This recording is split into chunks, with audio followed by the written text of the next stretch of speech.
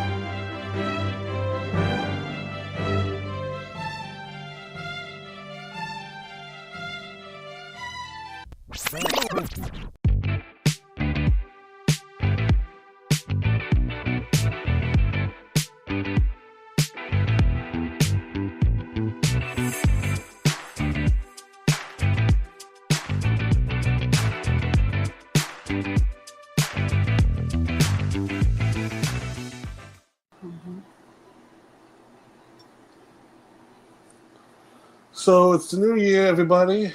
We all survived. Barely. Yeah. I mean, there's three people right here on a Zoom call, whatever you want to call this, talking about professional wrestling. And I'm in a little predicament right here. Since I'm reunited with my old boo, and I have my new boo sitting right next to me. Oh. I have never now, nor have I ever been your boo co-host. Close enough. Close enough. We can pull a Jay and Silent Bob. We can compromise. You're my hetero life mate. How about that? There you go. Close enough. You know what? That's fair. That works. I mean, that's what this is, though. But what this really is History and Headlocks. I'm Mike. She's Ariana. And we have a special third person this week. First one to roll out for the new year is my old running buddy, my old co-host of General Mission Wrestling Podcast, Wrestling Productions, whatever the hell we decided to call it. And it was just what as Jay likes to call it, GWAP. WAP. Which fair enough. All right. Ben Fabo, everybody. Lo and behold, I have returned to the World of Wrestling podcast. The thing that nobody was looking forward to. And hey, it's now, brother, let me tell you, this feels right. It feels good to be back in the booth with you once again, so to speak. When was the last time we did something together? I think it was like what, pre-pandemic? Pre-pandemic, maybe. We wrapped, during the pandemic, because we did one final, like, end of the year wrap-up special, I think either 2020 or 2021. Right. And then we decided to wrapped up GAWP, kind of just went our separate ways from there. But yeah, it's been a long time since we've been on a broadcast or a show or anything together. So this is pretty surreal, honestly.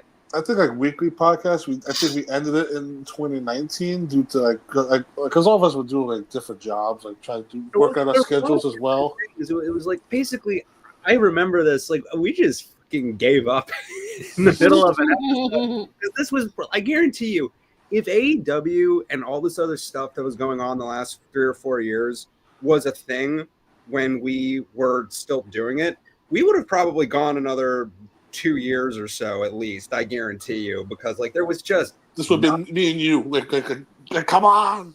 Like no, literally, there was just it wasn't any kind of a creative issue with you guys. It wasn't any kind of like behind the scenes issue. It really was just there was nothing to talk. What am I going to talk about in like 2019, like in WWE, like Brock Lesnar coming back for like the 50th time? No, we're not. We ran out of shit to say. See that.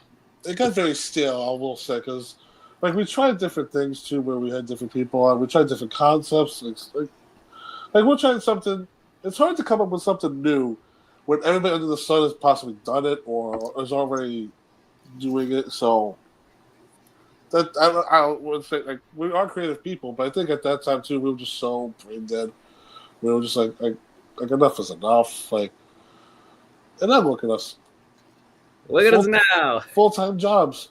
Card-carrying, tax-paying citizens. Yeah, and you had a very Let's make this abundantly clear. Like we are adults in the eyes of the state only. That is what we are.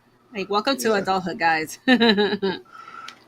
Meanwhile, I had a busy morning. I had to get a new phone. Meanwhile, there was nothing wrong with my phone. It's just that my dad, we share the same phone plan, and let's just say it's better. It's very hard that there's no more flip phones. Like the flip phone should still exist for people that just don't know how to work phones. Yeah. They do for the elderly. What's that 65 though? Yeah, I know. I mean, you could still get one. You just have to do your research and look for it. But I do miss this. I love my flip phones back in the day. Flip phones were the shit. My mom gave me her old flip. That was my first phone. She gave me like her old ass flip phone, and that's where. And then I basically, man, I was the only one in my high school for about the first like chunk of like my freshman year did not have an iPhone or a Samsung of any fucking kind. And it was just like everybody in my one class was just like, "Hey, Falbo, let me add you on this." And I was like, "You can't. I don't have that." And I was like, here you are with all your cool future phones, and here I am sending texts like a fucking pilgrim. At least you had that. Yeah. I had beepers in high school, okay? That's how far back I go. What about the Zach Morris phone? Ever have that? Oh, the Pauly Dangerously phone? A big brick phone.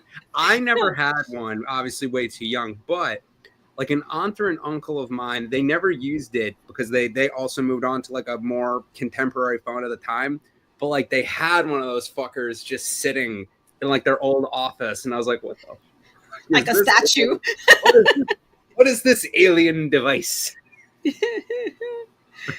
crazy how things have evolved over the years, especially now with YouTube. Much like wrestling has evolved. My dad had a car phone that came in the suitcase. Oh, a little briefcase. Yeah. I'm like, really, Dad? You really need this? Who are you? Come on. And that's when your dad said to you, I want one nice thing. I want my car phone. Exactly. Let me have this, goddammit. I have one nice thing in this life. It's my car. We always swore my father was a spy because he had all these different phones all the time. I mean, if a phone and a car and a briefcase, I mean, that's spy territory at this point. Yeah, exactly. Built into the car.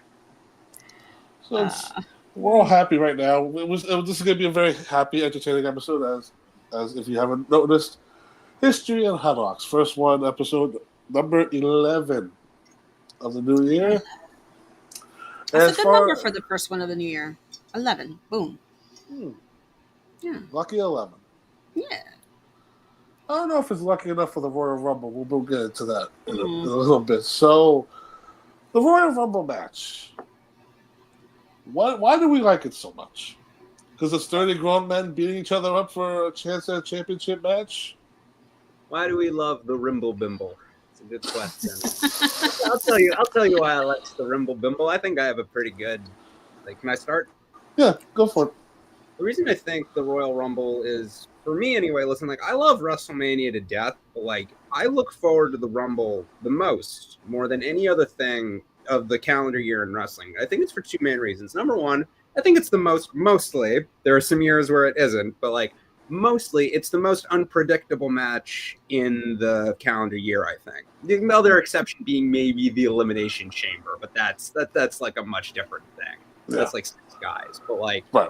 And like, but also the Royal Rumble, I think is, and again, you can also say this about WrestleMania as well, but like to me, I think the Royal Rumble is the best thing to show casuals when they're just getting into wrestling.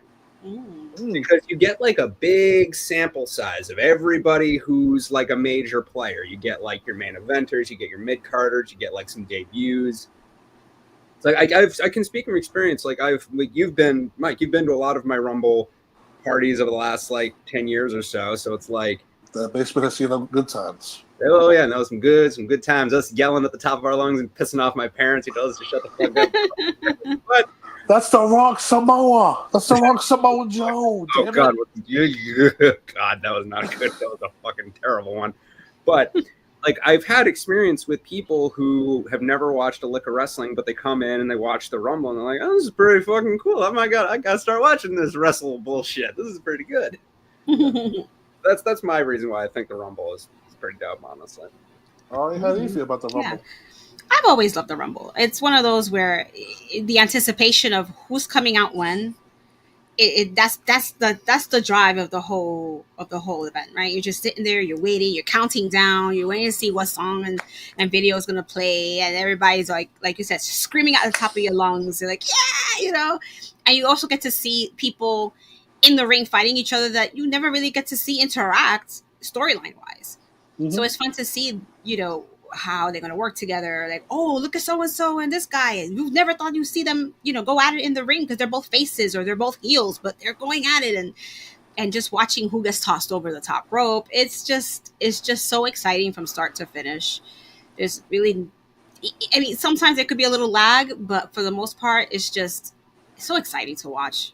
And it's a great way to bring in that new year for them, Yeah. I mean, I'm in agreement with both of you because not for that I had the Royal Rumble 2002 on the other day. It was for the holidays, and it was me, my mom, my sister, and my mom's boyfriend, and we're watching through it. And then you had your Attitude Era returns, like Val Venus and The Godfather. And then my mom, of course, has to be like, "Oh, remember how you used to jump out the shower with your towel and say hello, ladies?" And I'm like, "Don't stop." And then she saw The Godfather, like, "Oh, like, what does he have, Michael? What are those ladies called?" I'm like, "Hose." And my mom's boyfriend was just laughing his ass off. He's like, "This is oh, great." That's cute. That's great. Mike, to quote another friend of the show, Ray Ramundo, God damn it, Mikey. I got that a lot. But come on, when you're a kid, this silly, stupid shit made you laugh. But when we talk about the Royal Rumble, we have to talk about its early stages. So this was one of the events where Mr. McMahon, of course, Vince, the higher power, Vince McMahon, Jesus Christ, created a new concept to combat competitions, WCW. So whether it was Clash of the Champions or Starrcade or whatever it was, he has a new thing called the Royal Rumble. 20 people throwing each other over the top rope. Whoever standing last is the winner. Simple enough, but I mean, Ari, do you have any memory like when the first Rumble happened? The Did first you watch it live? The first Rumble was in 1989, and the first winner was Hacksaw Jim Duggan. Yeah. And actually, Vince signed off on it, but I don't think it was his idea. I think it was actually Pat Patterson who came up with it. You're right. It was Pat Patterson's idea. I was going to get into that. I was reading up a little bit on the original concept of it, where it was actually 1988. I didn't know this, but it was a special on the USA Network. So what they did was, obviously, Pat Patterson pitched the idea, and they went with it, and they were testing it out on house shows. So they would have actual Royal Rumble events at, little house shows just to see what kind of reception it would get from the fans. Did great. They did a special on the USA Network, 88. That's the one that Hacksaw Jim Duggan won. Then in 1989, they introduced it as a new pay-per-view, which is the one that Big John Studd won. Right. And we all know what happened after that. It just became one of the best shows that they could do all year. Yeah. Here's the thing. It was pretty much, it was Rumble and WrestleMania only, right? And then SummerSlam came around too. SummerSlam, I believe, in 88. And then Survivor Series around the same time. So they pretty much had their major four that still go on to this day. Right. Exactly. But I want to ask Benny this, because he works for a wrestling company. How hard is it to book any type of Battle Royal Rumble type of situation like this? So I actually, the companies that I've worked for, we've actually never done a Battle Royal or a Rumble of any kind. But, lucky you. I know, but having spoken to many people who have been in them, booked them, and, coordinated them, they are a logistical shit show. An indie event, in my opinion, is not the best venue for them because you're already in a small venue. You already have a very limited amount of time. This isn't like, you're not running a big coliseum or a large arena where you have certain spatial conveniences. You're packed into a church or a VFW hall or an Elks Lodge of some kind, and you can't really. And plus, If you think WWE is shit at actually holding themselves to the 90-second or 2-minute rule, indie companies don't even attempt to do that. I once saw an indie show at a company. I'm not going to name the company's name here because I don't want to bury anybody, but they announced opponents will enter this match every 90 seconds or what have you. And legit, partway through the match, because I was sitting there with your co-host watching this thing unfold, and we took out our phones. We were like, we're wondering if this is actually 90 seconds. And we're just like, wow, they're literally waiting like anywhere from 30 to 40 seconds for some of these fuckers out. They're not even fucking attempting. That's horrible. The 90 seconds. This just reminded me because it was my first indie show, and it was for ICW, and they announced the Battle Royal, and they said it was going to be Rumble. They never specifically said Rumble rules, but it's like every interval wrestlers would come out. After like the third person came in, the next buzzer hit. I shit you not, 7 people ran out at the same time. They said, "Screw the rules, everybody." Like, we're running out of time. Go. One of the biggest, and I can speak to this. One of the worst battle royals you ever see in your life. That wasn't even any attempt at formatting this. Was the Blackcraft Battle Royal they did at the final Blackcraft Wrestling show at White Eagle Hall back in 2018, which, if you don't know, was the show that single-handedly killed any chance of Blackcraft Wrestling being a viable indie federation. And basically, the main event happens. It takes the main event lasts about 3 minutes max. And then they say, okay, good night, everybody. But then they remember as everyone is leaving, oh, fuck, we were supposed to have a battle royal. So they just send everybody out at once. And everybody just goes into the ring and just starts potatoing each other. And then everybody's just like, but then fucking White Eagle Hall are like clicking the lights on and off. And like, we gotta go. And like, oh my god. Oh my god. Honestly, if you watch that match closely enough, there are people who kind of just eliminate themselves. Like, they'll jump at the rope and someone will just kind of tip them over, and it's like, oh my god. I think it was won by Zicky Dice.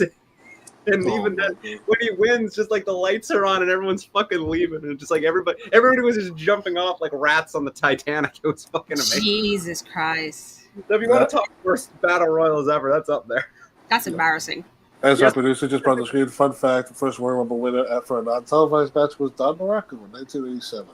Yeah, it's just like that battle royal was so shit. Some jackass on YouTube made a whole documentary about how much that sucked. Jesus. We'll talk about that better later.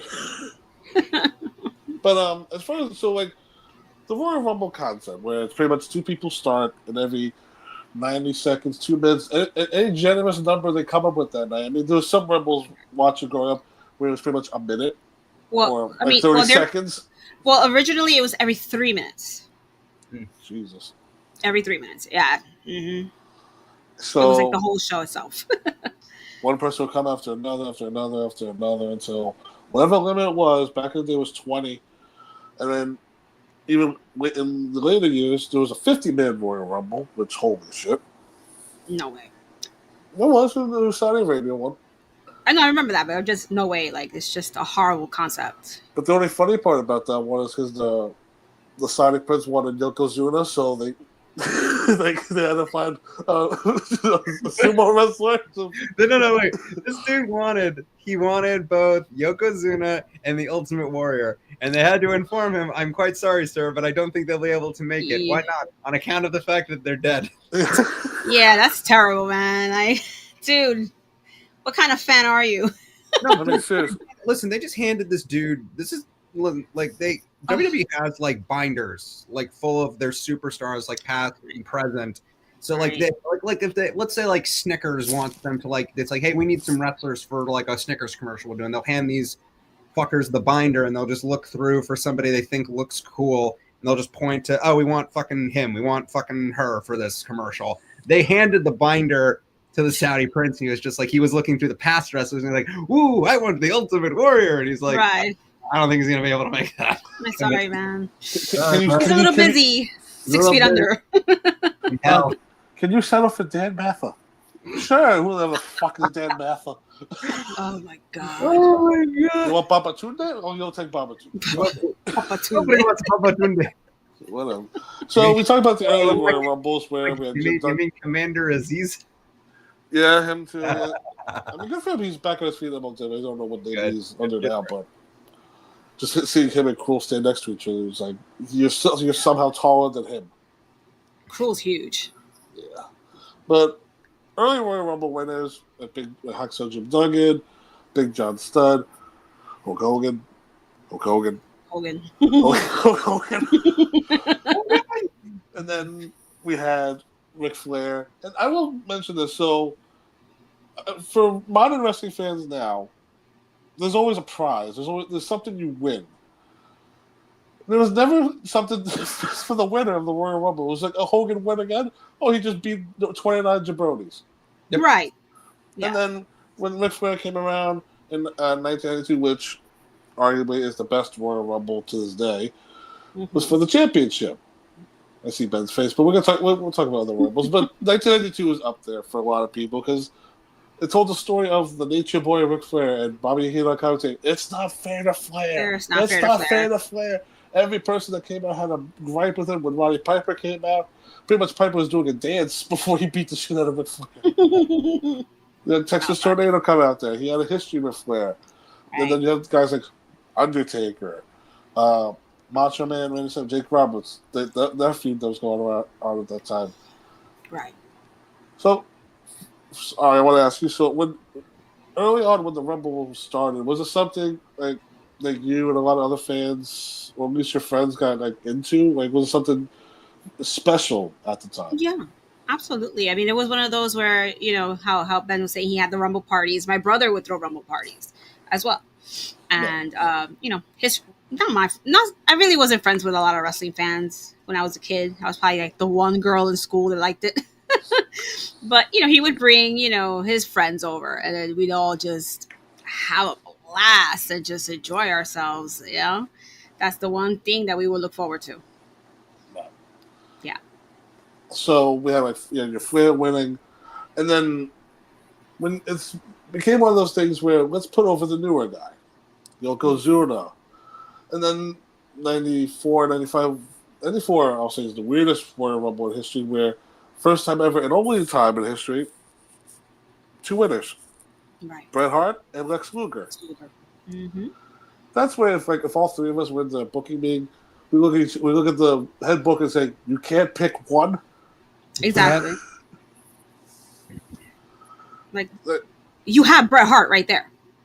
What more did you want? And Lex Luger too. Like who had his push at the time? It's like one.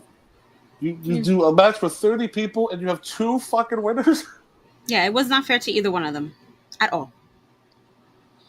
I mean, I've joked in the past about my predictions, like, oh, let's have two winners, and I always get that look like they never did that. I'm like, yes, they did. Mm-hmm. Shockingly, they did.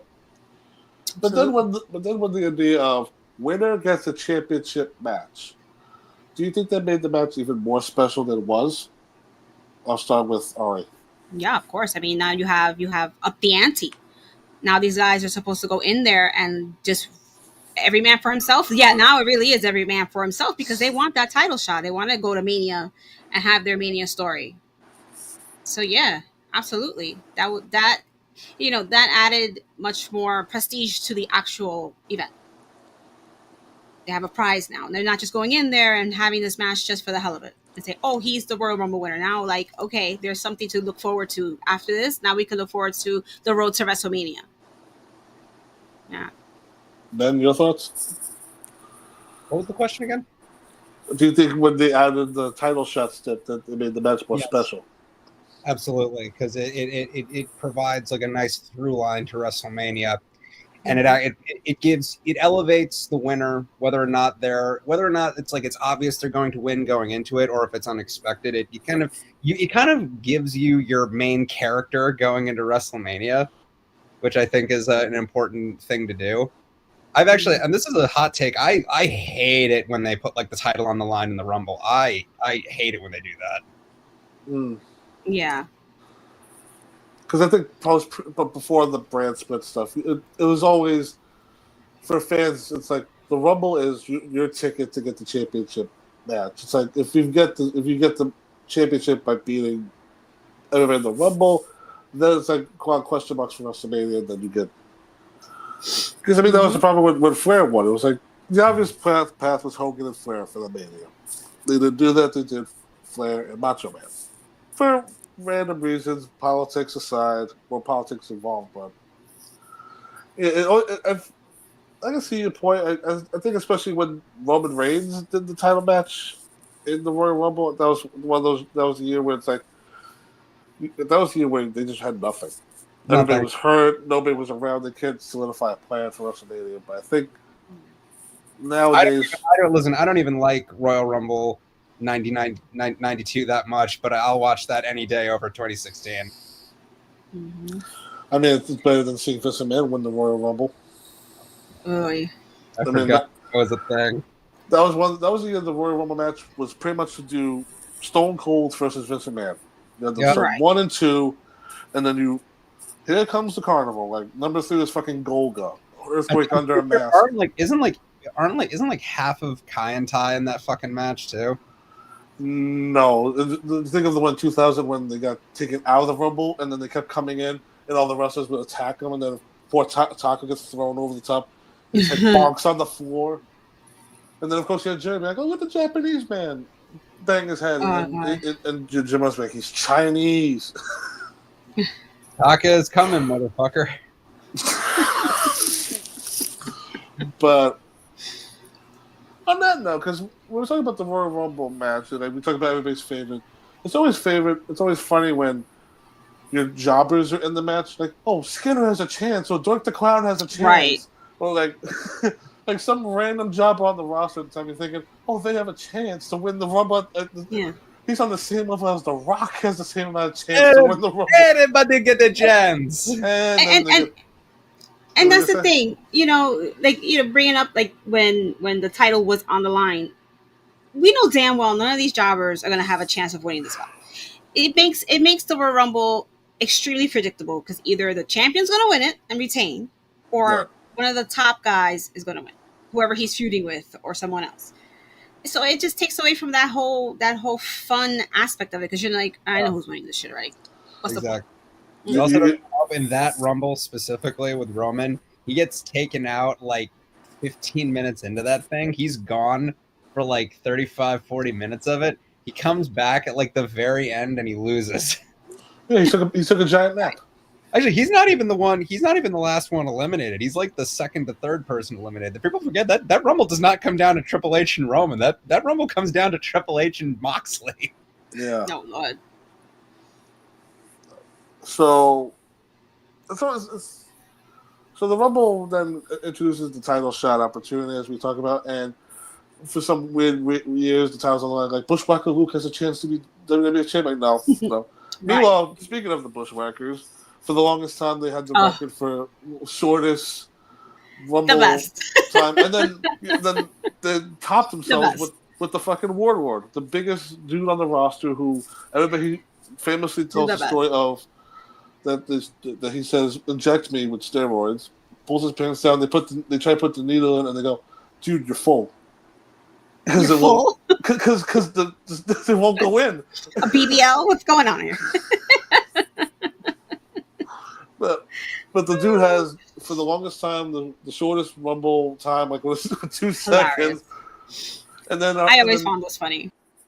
And Ben, we brought this wrestler's name up a while ago, how his career stood out from a lot. But when Santino Marella broke the Rumble record, so like 1 second, and then in his fake Italian accent, I wasn't ready.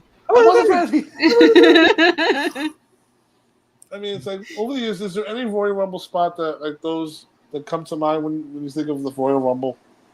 Like in terms of funny spots?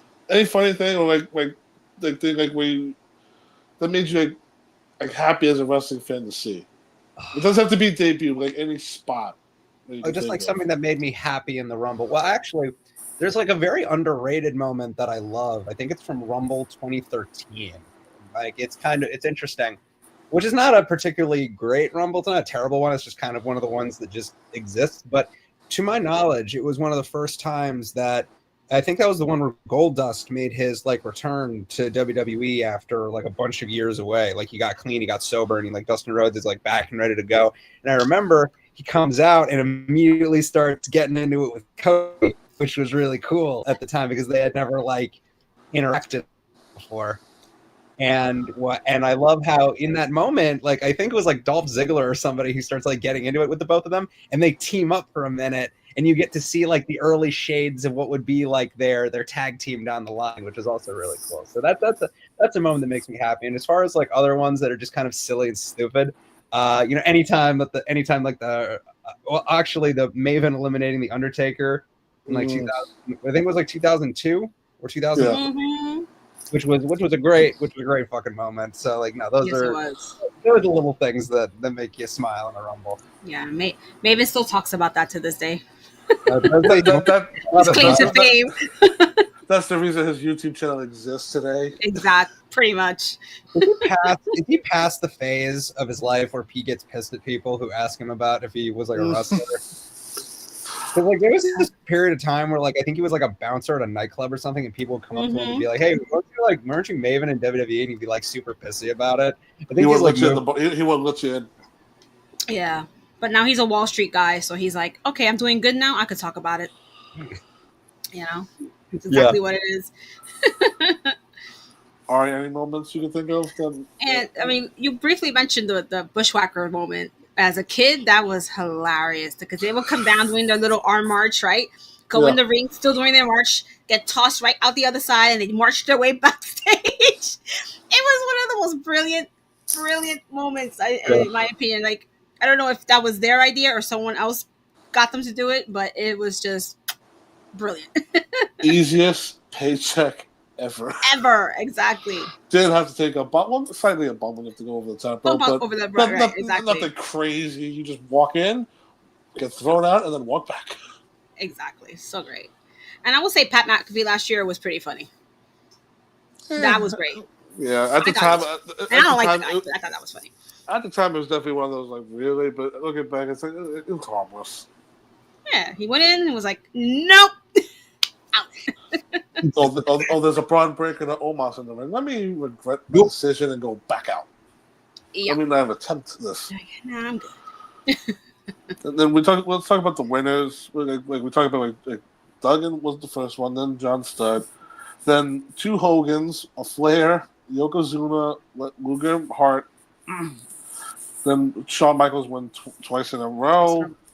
Stone Cold won twice in a row, and then Mr. McMahon won.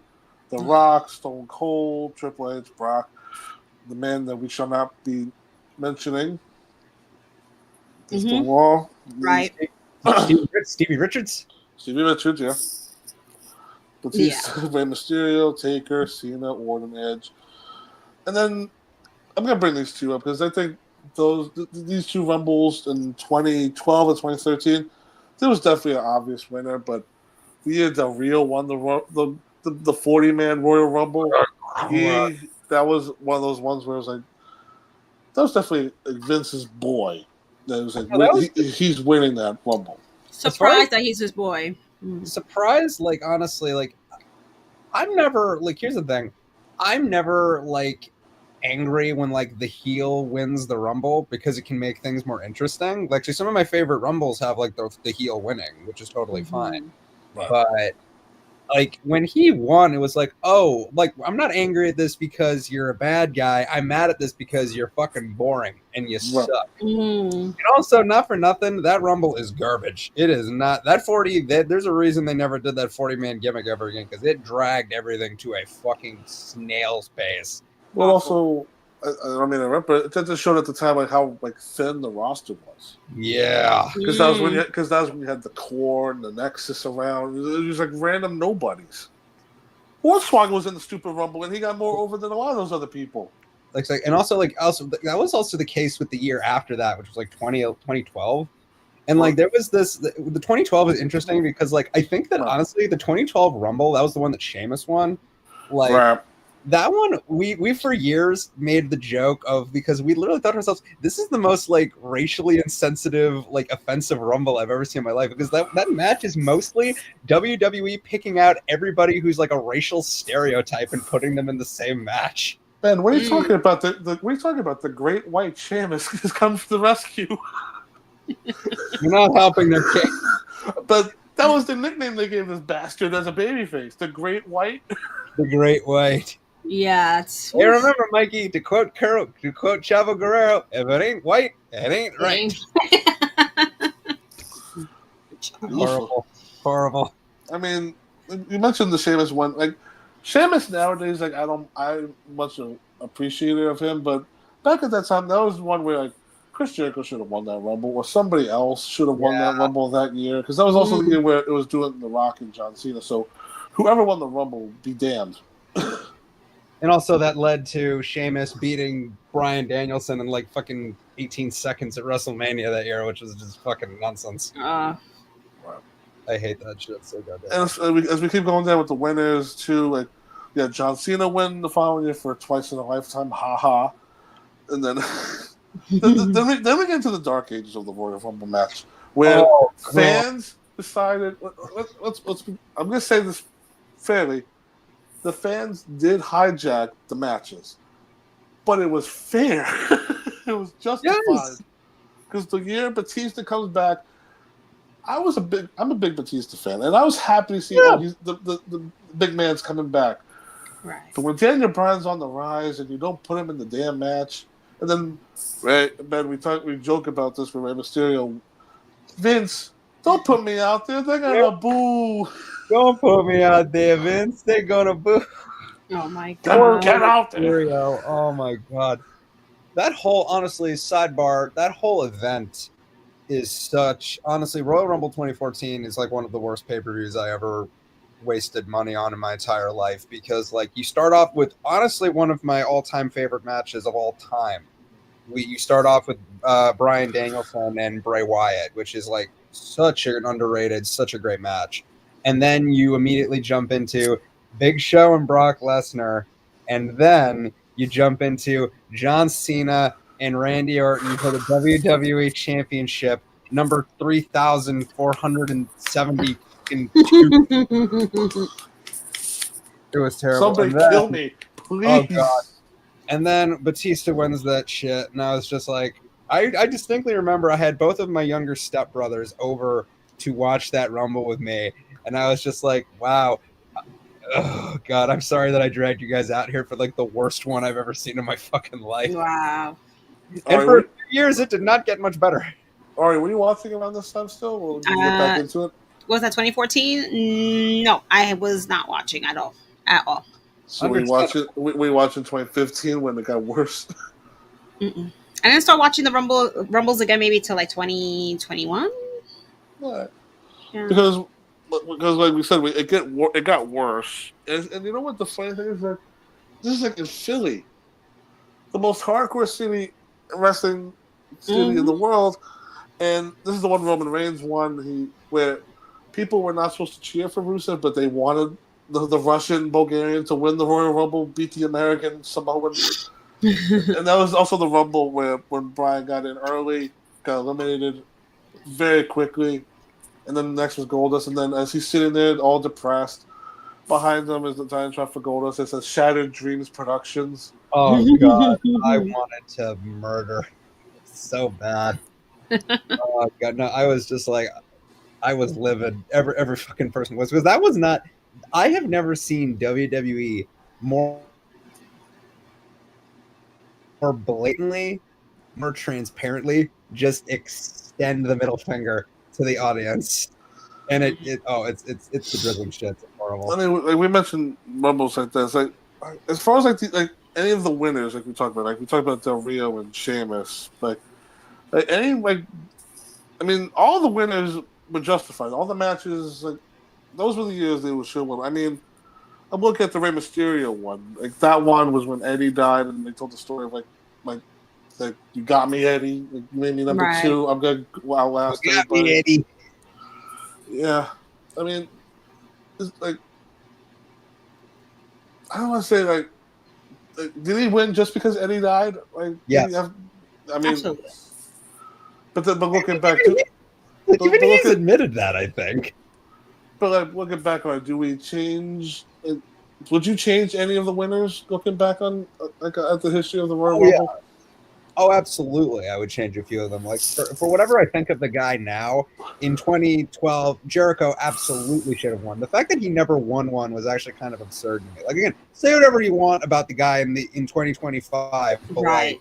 like 2010s, like Jericho was still like a tolerable, solid wrestler, and it was like he really should have won it at least one goddamn time. And again, Yeah, Del absolutely. Rio in 2011 was just like a bad fucking choice. That said, I actually don't really know if there was anybody better to win that year. Although, Kane? like, maybe, I don't know. Like, look at who the main events of that. Like, but here's the thing: one of my least favorite things is when the person who wins the Rumble goes on to Mania and fucking loses. Mm-hmm. That's always like the kicking the balls big. Like he got the win, they got the big win, but then it's like, nope. Nope, you're gonna Yeah, lose snatch anyway. it right from you. If they win all the time, sure, it becomes kind of predictable because it's like, well, they won the Rumble, they're going to win at Mania. I understand, not Right. everybody can win every time, but there are some people when they win the Rumble, it's like, no, they absolutely need to win. Like Cody won the Rumble back in like 2022, and he went on to WrestleMania that year and loses, and then we had to deal with another year of Bloodline stuff, and he wins it again. Like those in 2023 and then 2024 respectively, and it was like, you know, it all worked out ultimately because the main event of Mania last year was very, very fucking good, but like we didn't need to punt for a year and wait on that. You could have just had Cody win at 39 and called it a day, and people would have been happy with that. So there have absolutely been some people who went on to lose that should not have lost. Yeah. I mean, how do you feel about that? Like the idea of you win the Rumble, you get your championship match, and then you still lose. Like, does that kind of irk you? Like what the hell was the point of this? No, Yeah, it doesn't irk me. It doesn't irk me to me. Because you know, how can I explain it?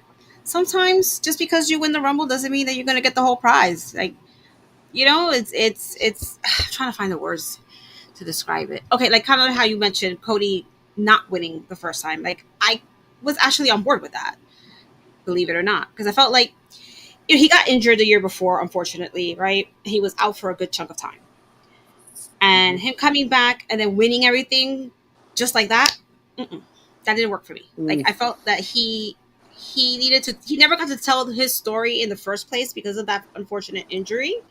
So now it was his time to come in. He wins the Rumble, great, fantastic, but now he could not win the belt at Mania. Now he has to lift himself back up and build himself to win it the following year. Like he had to build up. Unfortunately, as cliche as it sounds, he needed to build up that adversity storyline. Like he lost. Now, where do I go now? Do I give up? Do I keep going? And he never gave up. He kept getting his ass beat throughout the year. Brock beat the shit out of him. Everybody beat the shit out of him. But he pushed through. He almost lost his title shot. Gained it back. And he finally got that belt. And it just made it so much more sweeter to see him win it. And I'm not even a Cody fan, and I was happy for him. I will say, like at the time where I was definitely on board of him winning the Rumble in the North Mania and winning it off Roman the first time. But then I was reminded of like, wait a minute. Wasn't there somebody else on the roster that had a similar path where he's starting a singles run or he's just coming back? Like it was Roman Reigns too. The Shield broke up. He had a couple matches. Then he had an injury. Comes back, gets anointed Superstar of the Year, which just killed the Slammies dead. But then he wins the Rumble, and then he wins the Rumble, and he's going straight for Brock. There was no real story there. At least for Cody, he told the story when he came back where I want this, and he's going to fight for it, and then unfortunately injury. But the year 2 that he had should have been the year 1.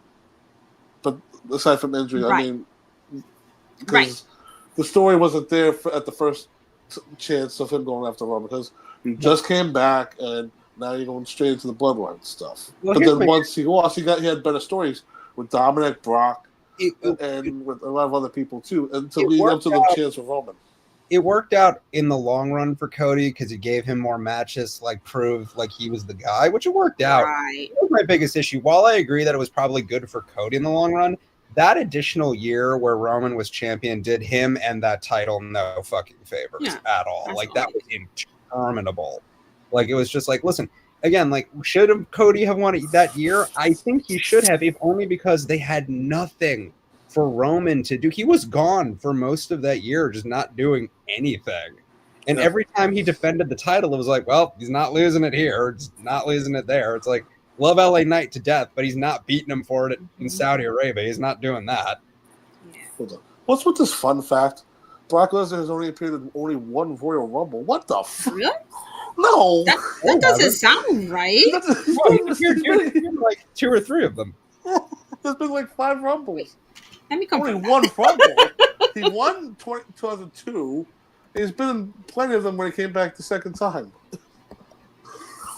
That sounds like a JBL fun fact. Brock Lesnar has appeared in 6 Royal Rumbles and won 2 of them. He won the second one. Oh my! Our producer's drunk. Respectfully. But then, so like we talk about like the Cody Rhodes story. I mean, despite what we know now about what happened afterwards, but the Chris Benoit story, where for the longest time he did win a world title, he was always the guy who had brass ring story. I mean, we look back at that one as the obvious one. We're going to rewrite history and say you never won the title, and then we never. I mean, we're talking about 2008 Royal Rumble. I mean, when nobody knew who was going to win the Rumble, and then number 30 comes out, and it's John Cena, who comes back 4 months early than he's supposed to. I lost my 11-year-old Ben lost his fucking mind when that happened. It was the best shit ever. Mind you, at the time, this is when fans, when they announced John Cena was hurt, there was cheers. Like, yes, he's gone. He's going to be gone for a long period of time. 3.5 months later. Son of a bitch. Yeah, Brock's been in 6 Royal Rumbles, and he won 2 of them. Son of a bitch. Wow. All right. Because I was as you guys are talking, that popped up. I go, what? Brock Lesnar, what? 6 Royal Rumbles, and he won 2. Right. He won. Those 2 in those. I think it was in 2022. Yeah. 20 years apart. Yeah. Mm-hmm. But I mean, like Royal moments like that, where John Cena come back from his injury, go backwards 2001. Drew Carey's in the Royal Rumble. Joe, don't blame me. Blame a source. Okay, Jay. That was just. I love how you typed that all out for us. I love that. Yeah. But Drew Carey being in the Royal Rumble, a waste of moment and a Hall of Fame. So stupid. The most stupidest thing ever. I do not put celebrities that have never set foot into a ring into a Royal Rumble match, please. That shit bothers me so fucking much. Because this is supposed to be, especially in this day and age, it's supposed to be a chance for someone to win it and get a title shot at WrestleMania. So why the fuck would you waste a space on a celebrity when you could put somebody else in there who could give people the belief that they could win? But what about when they put Johnny Knoxville and Bad Bunny in the same Royal Rumble? No. Same shit. I mean, at least with Johnny Knoxville, they told the story with him and Sammy. Bad Bunny, please. That was just for a pop. I love that. No, I'm sorry. Like that Knoxville Zane storyline was one of the best things I did that year. God, that says a lot. But that was the funny thing at the press conference when somebody mentioned that Punk goes, "When the hell did you work Knoxville?" Okay, what's this one? The youngest person to ever win the Royal Rumble was Brock, who won in 2003, ending at 29, age 25. I mean, 6 months and 7 days. I mean, we're talking about like the WWE Royal Rumble. We're talking about all those ones. All right, any offshoot Royal Rumbles that come to mind? Because I mean, MLW comes to mind when we think about it. MLW Battle Riot. MLW, I've been to 2 Battle Riots live. That's a great concept. I mean, fake crap, obviously. You know, the winner gets a title shot. They do 40. They do 40. Yeah.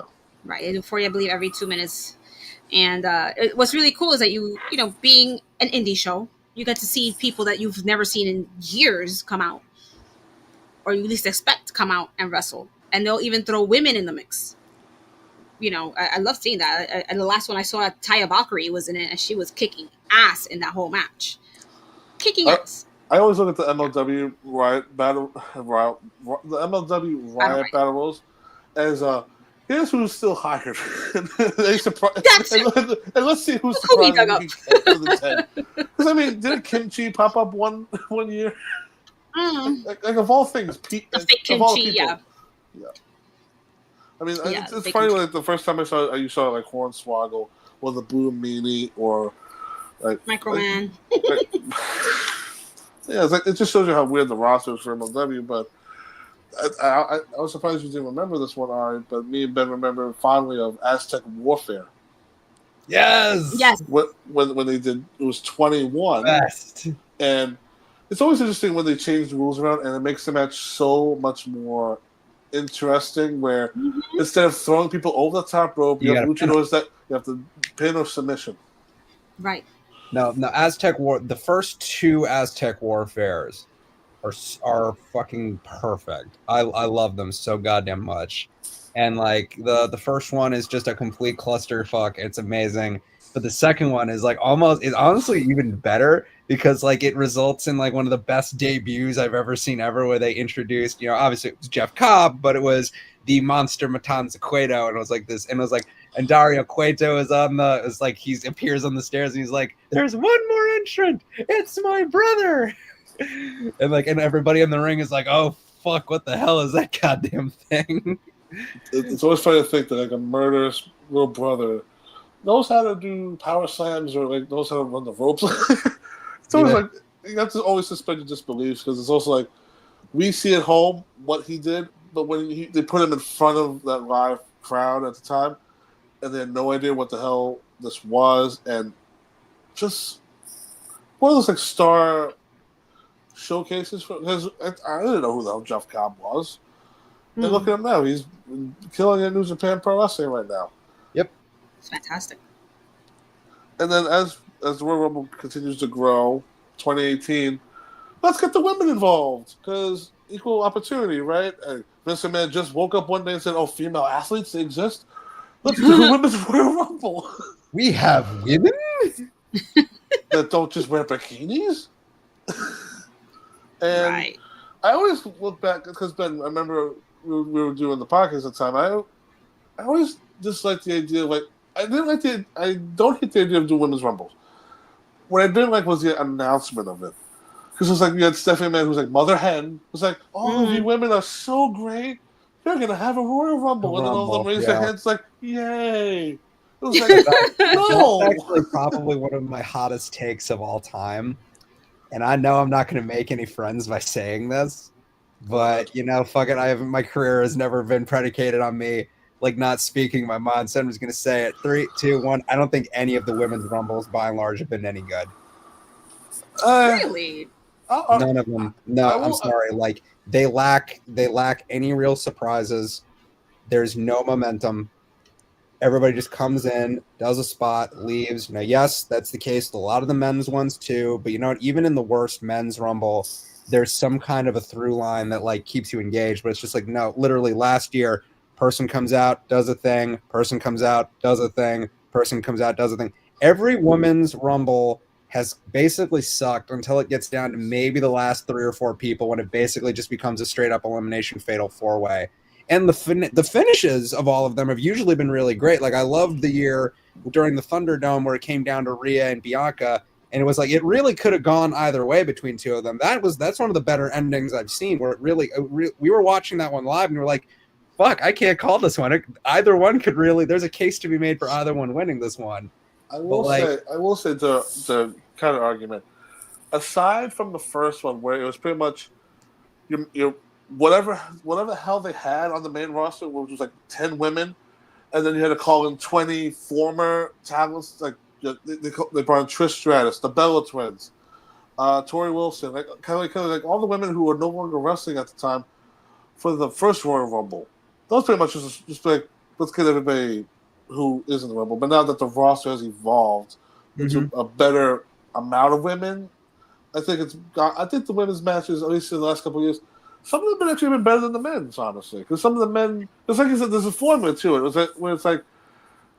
Yes, granted, it's whoever comes out, they get the big pop, they come in, do a few moves, they go into the corner with somebody, and then they're weirdly groping each other, trying to throw each other over the top rope in the corner, and then here comes your next person. I mean, I think, too, like in the last couple of years, at least under Triple H's thing, not that many surprises, honestly. I mean, aside from last year. Actually, that's one of my biggest issues with the women's Rumbles. They don't, and actually, that's kind of why I feel bad, because I feel like they could be so much better. Because by and large, I think the WWE has one of the best women's rosters in the world, and I feel like.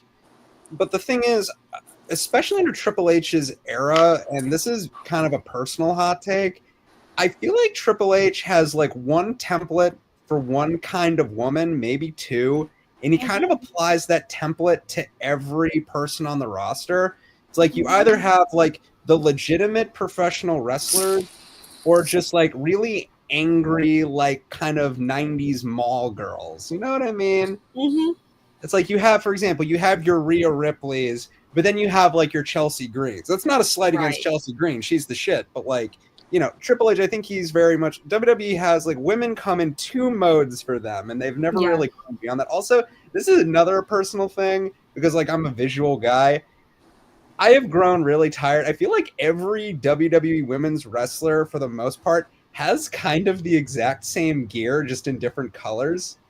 It's a lot of spikes and straps and a lot of different stuff. And I'm like, can we get like some different looks for these girls? Again, they all look fantastic, and they're all very good looking outfits. But I'm like, can we get like some visual diversity in here? Maybe that's one of my biggest issues with the women's division in NXT right now. Again, one of the best women's rosters currently going right now. It's loaded, but again, they're all kind of the same woman to me in a lot of ways.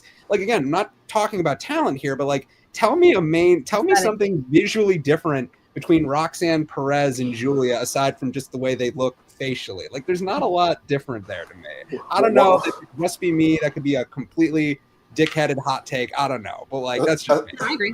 Aside from height, you pretty much got us. Because, I mean, they have the short ones, they have the big ones, and like Nia Jax. You have your Nia Jax and Roxanne Perez's. And then, like last year for the Women's Royal Rumble, did anybody really expect Jordan Grace to be a Royal Rumble participant? Meanwhile, she's the TNA knockout shit. Jordan Grace. Oh, Jordan Grace, right. That was one of the biggest highlights of that year, honestly. That was Naomi as well, who was just coming back from TNA. Yeah, Naomi was a surprise for me. Jordan, I kind of saw coming. But, really? Yeah. Because she was, she was.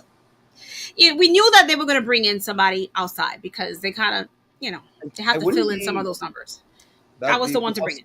I have a few predictions as far as like surprises for the women's this year if they choose to do them, but I'll save that for when we get to that. Yeah, we'll get to that in a bit because I mean, as far as like the women's concerned, like I mean, Ben, I get it, but it's also too we've gone past the age for the women's wrestlers where remember there was a rule: don't throw them over the top rope, go under the bottom rope. Ridiculous.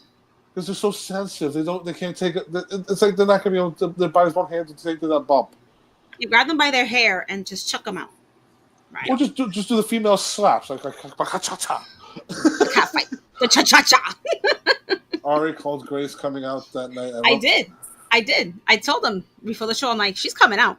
Yeah. And then bam, she came out and I was like, I threw it out to a friend of mine. You definitely called that, but like from what you've said, but like I kind of threw that out as a joke. I wasn't serious when I said I was like, hey, that'd be cool. What if Jordan Grace just rocked up and beat everybody and eliminated them? I said that as just like you made it happen, though. You made it happen. I was like, fuck, I gotta start making crazier predictions. Yeah. I mean, Ben, remember too when it came down to 2016, like we're scrambling, but we're talking about. Different years, but 2016 when the biggest free agent at the time was not signed to TNA anymore or New Japan, everybody was thinking, does AJ Styles show up in the Royal Rumble? Mm-hmm. And he did, and Kevin Dunn fucked that camera angle up, but we saw him. he was there. That's That's one of the shows that I wish I was there live because I loved AJ since day fucking one, and I would have lost my mind if I would have been there live and he came out like that. He was one of those people that you never think would cross that forbidden door. Yeah. Or it was too many years too late. I mean, it was just one of those moments where it sucked too because I was at work and I watching it on the network, which the network needs to come back. I hate fucking Peacock. I'm not very thrilled about Netflix, but we have to wait and see on that. But we gotta see how that works. But you just show Roman's face, and meanwhile, the time it's like, I am phenomenal, and then you just hear the crowd explode, and meanwhile, look at Roman's face, like, what is happening? What is happening? When that happened, we lost our fucking mind because, it stayed, like you said, it stays on his face for ever, and we're like, wait, whose music is this? And then we see phenomenal. It's like, oh my fucking god! It genuinely was one of those things you never really thought you'd see, honestly, and that's what made it special. And when you do surprises like that, where he comes in number 3, then comes everybody else. Now you see AJ Styles stand up for Chris Jericho, stand up with Kane, stand up with the Big Show, like Dolph Ziggler, like Bray Wyatt and the Wyatt family, Kevin Owens, all these different guys. It was like, Kevin Owens, but that was the perfect person to eliminate him, though. Oh yeah, Chris Axel. Chris Axel has to be eliminated. Axelmania. Yeah. Axelmanias were running wild. Doesn't Rey Mysterio also have that kind of fact on him too? He was never really eliminated for one of them. That sounds no. I mean, Jay popped up that he still is in the top 5 longest tenures, the longest time in a Rumble match itself. Yeah, that we saw that. Yeah, but I don't know. I feel like Ray may have been one of those guys too. I don't know. And maybe having a Mandela effect. I don't know. And let's give all the credit to the world to these wrestlers, men and women, because when they give out the stats like Gunther, something who we saw develop a big ass dude like him who gets himself in phenomenal shape, is in a match for over an hour, and that's also too. It's do you ever think the matches there's been some years where they go over an hour, but it's do you ever at that point watching it as a fan you go, just let's go, hurry, let's speed the damn clock up, stop walking, run. It's those moments, I do appreciate when some of them do run out, because I remember what was it, 2 years ago when Damian Priest came running out like a maniac, Ultimate Warrior. Y'all remember the year where the ramp was so long that they needed to get some of the larger guys down the ramp quicker, and so it was in San Antonio. They show them come out. They cut for about 20-ish seconds, and and it was revealed on Twitter or whatever that they were being driven down on a golf cart. Yes. but back in the day when it first started, they used to come out in a little cart that had little ropes on it. What? And it made everybody. It was during. Well, they did it for the Rumbles too. Okay. And I think they did it for a couple of WrestleManias for some of the bigger matches, but it just gave it that royal feel. It felt, it went in with the theme, right? Like their own little cart. We do be rumbling, and it do be royal. Because I know those carts were definitely exclusive for Andre, because his ass is not walking all the way. Yeah, Andre was one of those. He ain't walking. But his knees were made of broken glass. Poor thing. Yeah, Ben, I remember that year because it was it's also the weird choices too for people that have to use the cart. Big Show, Braun Strowman, Big E, Bray Wyatt. And it's also cool for Bray Wyatt where he's speeding. Not for nothing. They go fast on these damn things. It brings up holding the lantern up. But go fast. I think they should do that. Have them come out in go karts or something. Or a conveyor belt. Wait, here's an idea. The ones in the airport. Hold on. The whole Rumble match to be competed in golf carts.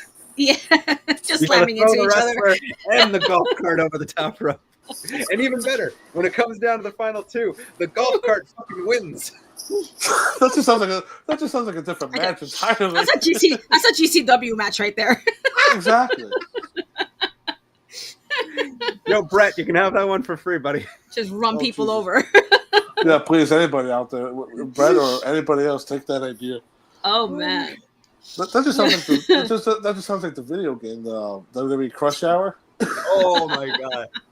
Hey, Mike, it's better than the stairs match. No. Yes. No time to talk about it. Fine. So, like, let's talk about the Rumble. As I look at the poster behind you, we're going to talk about the modern day Royal Rumble. But Ben, if you could slide over, because first time ever, like, Royal was in February.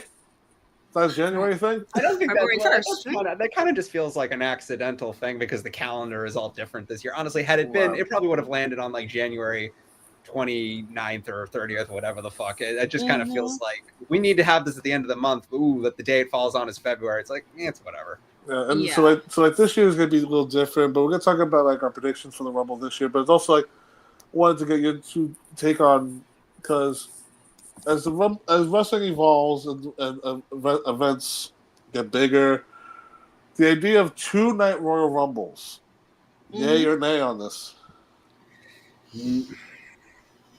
Okay, first. Mania is the most justifiable to do as 2 nights because that has so many fucking matches. But like the Rumble, it's just honestly, it's the 2 Rumbles. It's like 2 or 3 title matches. And that's it. And it's like, that's fine. That's not like too big of an investment. I don't think you need to do 2 nights for this. Like, unless you're making the Rumble like 90 minutes each night, like, I don't know. I was thinking about this earlier, in preparing for the show. What they could do if they really want to go this route is make one night all women, the matches plus the Rumble. The next night could be all men. That way they could have all the titles get defended, right? It opens up more time to have more singles and tag team matches. You could defend both world titles. Now they have mid-card titles for women. They could defend them both. They could defend the tag titles. Then do the Rumble at the end. And do the same thing the next night with the men. Gives more wrestlers opportunities to have matches or be in. That way, how sometimes they'll double shift and they'll like have a match and then be in the Rumble. They don't have to do that now. Yeah, okay. Although I will say though, my thing is I actually like sometimes where like wrestler A competes in the title match in the opening segment and loses, and then like walks into the Rumble like fucking limping, dragging his leg. Well, I understand from a real life perspective, it's nice to not make them work twice in one night. But from a story perspective, it's actually I kind of dig that. Like, can he do it? Can he win? Like the one wrestler walks out, they're like hit by a fucking truck, and they're like, "Oh fuck, I gotta do this now." That's one of my favorite fucking things ever. This is actually a really good one. Actually, the 2018 Rumble is probably one of my all-time favorites. That's the one Shinsuke won. But and that one had a lot of surprise entrants in it because one of the surprise people who popped up in the match was Adam Cole, and he was like limping and like holding his ribs because like the previous night he had like that fucking hardcore match with Aleister Black. Right. He was like, "Congratulations, fucko! Your reward for that is you get to wrestle again." I will say though, if they do the 2 nights, that would actually like pretty much help said wrestler. Like so. That's saying that he doesn't have to compete in the Rumble because he could be like, "Oh, the men's Rumble's tomorrow. If I can get myself out of bed or get myself clear, I could be in the Rumble still." There's also too like for like us fans, if we want to go and see the men's Rumble, like if we have a specific Rumble we want to see, you're not gonna know until probably the week of the show what Rumble's gonna be on what day. Right. Like, you know what I mean? Because they don't tell you in advance. Like, just so you know, if you buy night 2, you're gonna see the men's Rumble, and night 1 you're gonna see the women's. They don't ever do that. Especially for WrestleMania, they don't tell you until the week of like, oh, these are the matches that'll be on night 1 and on night 2. I would expect them to do women first, then men. I have a question. Do you guys prefer it when they announce all of the entrants ahead of time, or do you like when they only announce like a couple of them because it leaves more room for surprises? Well, I prefer it.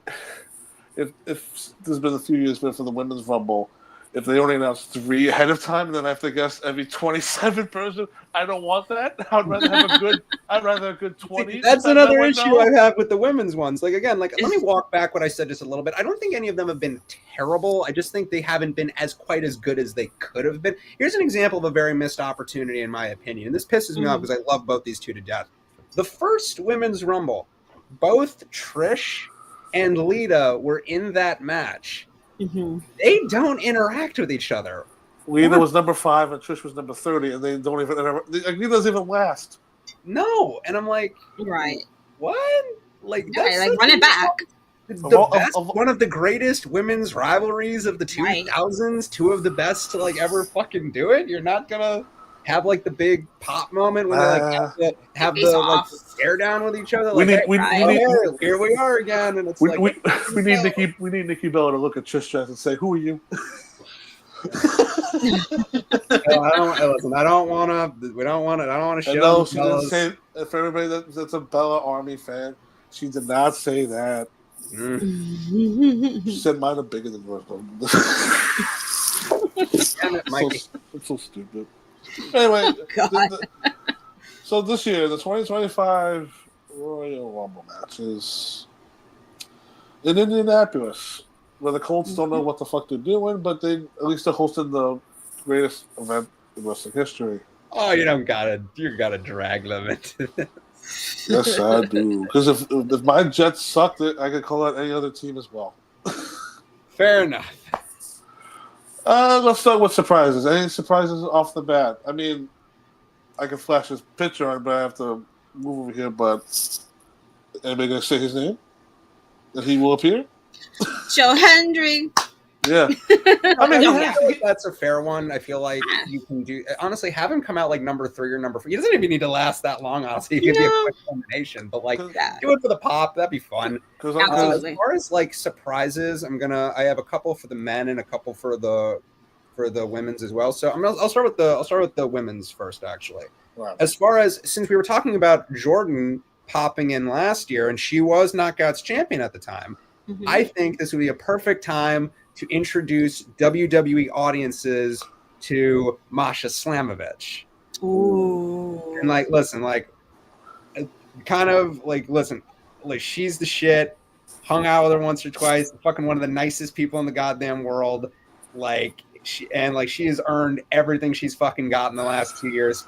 Couldn't be happier for her right now, but like, give her that fucking moment. Show the fucking people what she can do. Yeah. She's so fucking good at it. And honestly, another thing, this isn't going to be a surprise. I think, because, the mid-card champions can still be in the Rumble, like, because I think that's always a good thing to do.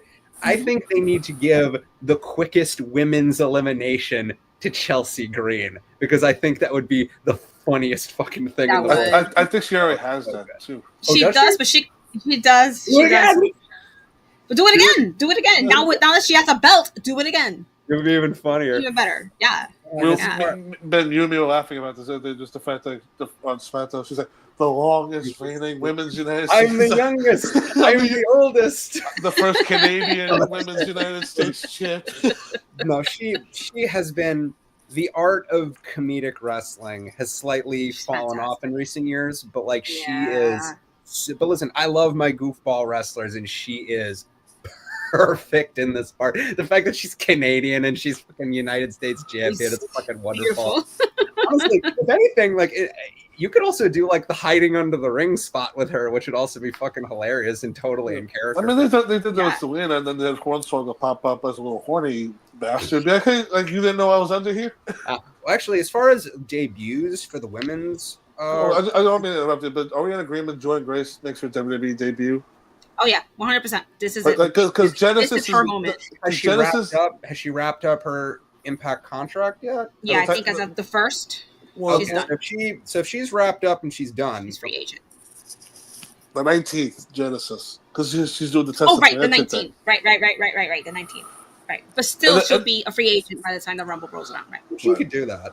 And also, that's the same show Joe Hendry is facing Nick Nemeth. So if he beats Nick, shows up at the Rumble with the TNA World title. TNA title. Yeah. Also, it would be pretty. How hilarious would it be if Nick Nemeth appeared in the Royal Rumble, and they're like, "Who's this fresh-faced young talent? We've never heard Nick Nemeth before. We've never seen this guy before." But the funny thing is, you say that is that I predict for the men's Rumble, Matt Cardona. As Matt Cardona. Maybe. Do that. And you know what? Everybody can say, what about the theme song? WWE have used Cody's theme song. Cody has had that song for years now. They could definitely bring in his new song, and there's no issue there.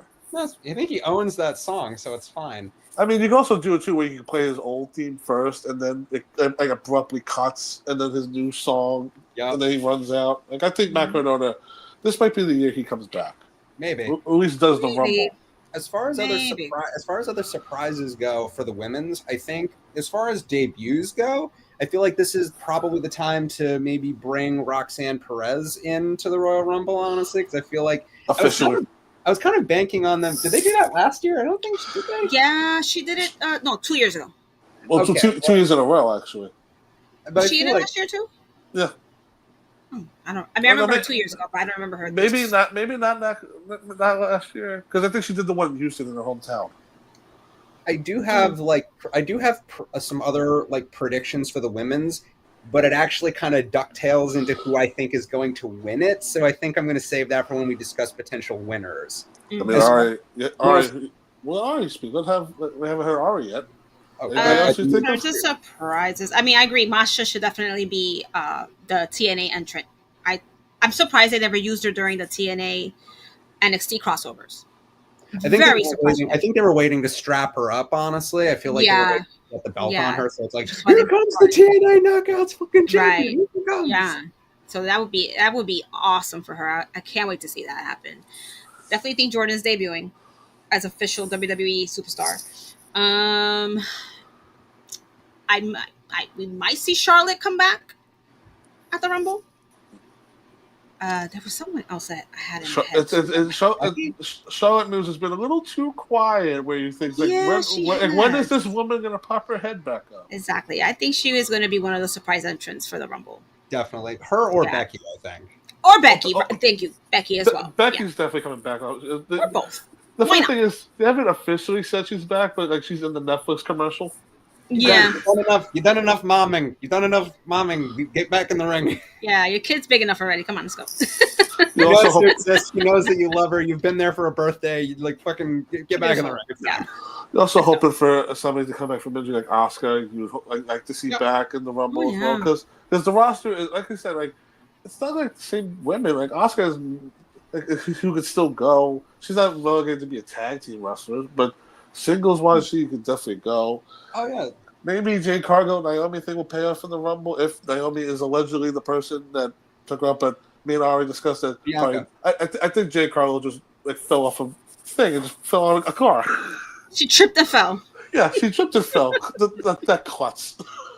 Hey, listen. Is she filming a movie? We all know, WWE parking lots are literally war zones where people go to die. I don't understand why people still go in there. Right? Go the other way of the arena. I mean, the NXT parking lot killed so many people. Not just walk. Take an Uber. It's fine. Yeah, call an Uber. Go. Take the bus. I might think of like other women. I mean, like I would pop to see if Rosemary from TNA would be in the Women's Royal Rumble. That'd be cool. Because the past year they've been very generous with who they're sending over. Because NXT sent over they sent over Sol Ruka, a lot of those women as well. I mean, you would have to also think the three new women, like Stephanie McCurr, Zarya, or Julia would have to be in this Rumble as well, just to pop their head. I could see a few Zarya, like Vaquera, Julia. Honestly, this probably wouldn't happen, but I'm a big fan of her, so I'd love to see her goofy ass pop. I'd love to see Ren Sinclair pop up in there, just because I like that her whole thing is just kind of failing upwards.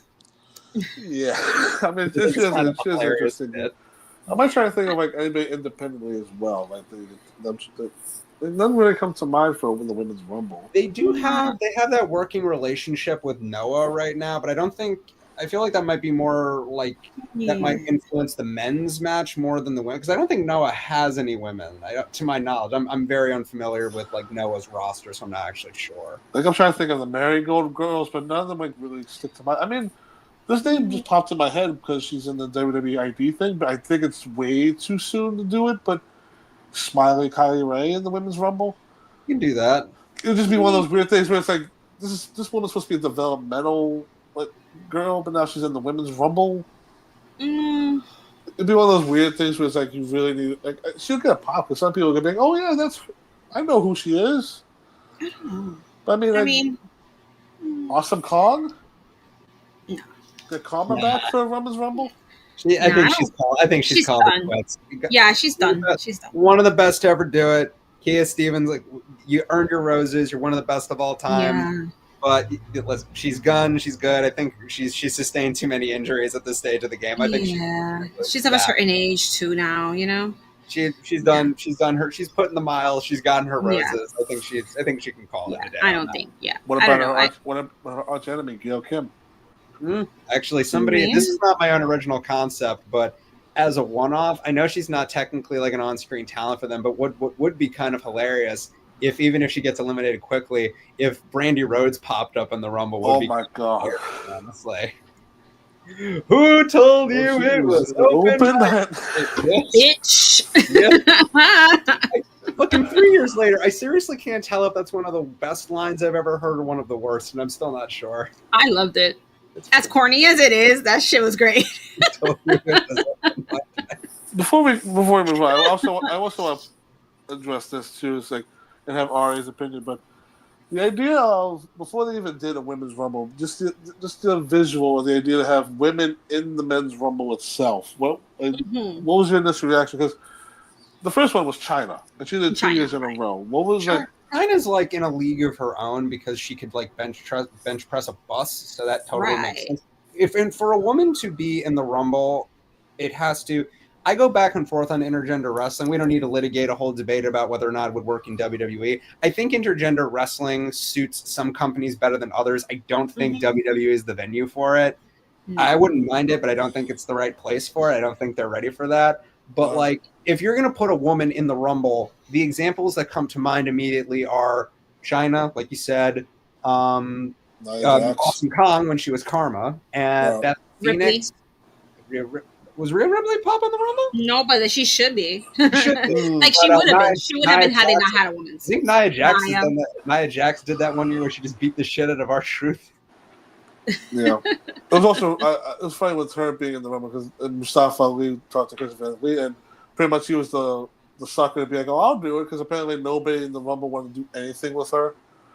And Nia Jax was so appreciative. Like, oh, thank God, because I think if nobody said anything, they're just gonna scrap the whole idea. Yeah, but we got to see Nia Jax take an RKO and a 619. It was like for Ari as a woman, like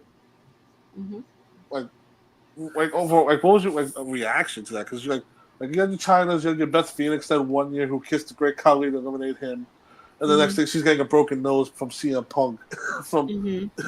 It was so weird because her and Punk actually for like the 2 or 3 minutes they were working actually had like a good little back and forth on us. And then you had your Karma. Were they dating at the time? No, I think it was like Punk and Lita. It was after they dated? Okay. Because I know he dated everybody and their mother in there. So, Freaky fucking Phil. The biggest ring rat in wrestling is freaking Phil. But this before the whole women's rumble thing, like the idea of a woman in the men's rumble. Because I mean, like China, like Ben said, could bench like so much, but she said it next to Stone Cold Steve Austin, and he didn't give a damn. He's giving her a star like every other man he does. Again, China. Listen. Pick up. Okay, all right. Let me get my word. Let me get my word in. I have no problem with it as long as it's realistic looking. You can't put in like Selena Vega in a Royal Rumble match with a whole bunch of giant men. I'm sorry, you can't do that. You have to make sure that it's somebody like a Rhea Ripley, maybe even a Charlotte, a Bianca, Nia, Piper, Jade. She could toss somebody around, you know? They have to have a certain body type. They have to have, they have to be legitimate powerhouse, brick house women. Yeah. To make it look realistic if she's going to face off against, like, Randy Orton. She can handle an RKO without looking like he just crippled the shit out of her, right? That's what we need to see. They have to be very discerning with who they put into a men's rumble or even a men's match period. You can't put Alexa Bliss against a Jacob Fatu. No, this is fair. No, you can't. You can't have these little itty bitty girls in there getting tossed around by a 300-pound man. No. Bronson Reed splashing on Tsunami, one of them. No, you can't. Maybe a Nia Jackson, Bronson Reed. Like, that would look cool. That would be a great visual. But, you have to be very discerning. But then you have those people that be like, wait a minute, if he runs into her, why does she not fall? Why? Like, do you want them to just stand there? Or, fall together. That would be so dope. They just do that, slam into each other, and he can't even move her because she's bigger than him. She's taller than him, I think. So we're talking about the women first, but as far as the men's one, because I feel the men's one, I feel this year, I don't know if you agree, but this year might be the hardest year to determine a winner. Yeah, it's not clear. Both. I really, think both are not clear of who could win because it could be several winners. I don't know if I don't know if this is a cop out or not, or if I'm breaking the format. If I am, I apologize. I have 2 picks for both that I think are both viable options. Well, I have 5, but I'll go through for the men. But if you guys have picks, let's start. Who would you win? Who would you have win the men and the women's Royal Rumble matches for 2025? Yeah. Then you're the guest. You'll start. Yeah, you go ahead. Let's see. So I wrote these down here. Well, there is one other thing I'd like to mention. As far as surprises for the men's Rumble, I had one more that I just wanted to throw out there. I do think for the men's, this is where Obafemi should come out and eliminate 10 or 12 different guys. Honestly, I feel like he's the guy to do that. Yeah. If you want him to be the legit new big man of the company, I feel that's a good way to debut him. Moving on to who I think should be the winners, I'm going to start with the women's, then I'll give my men's choices.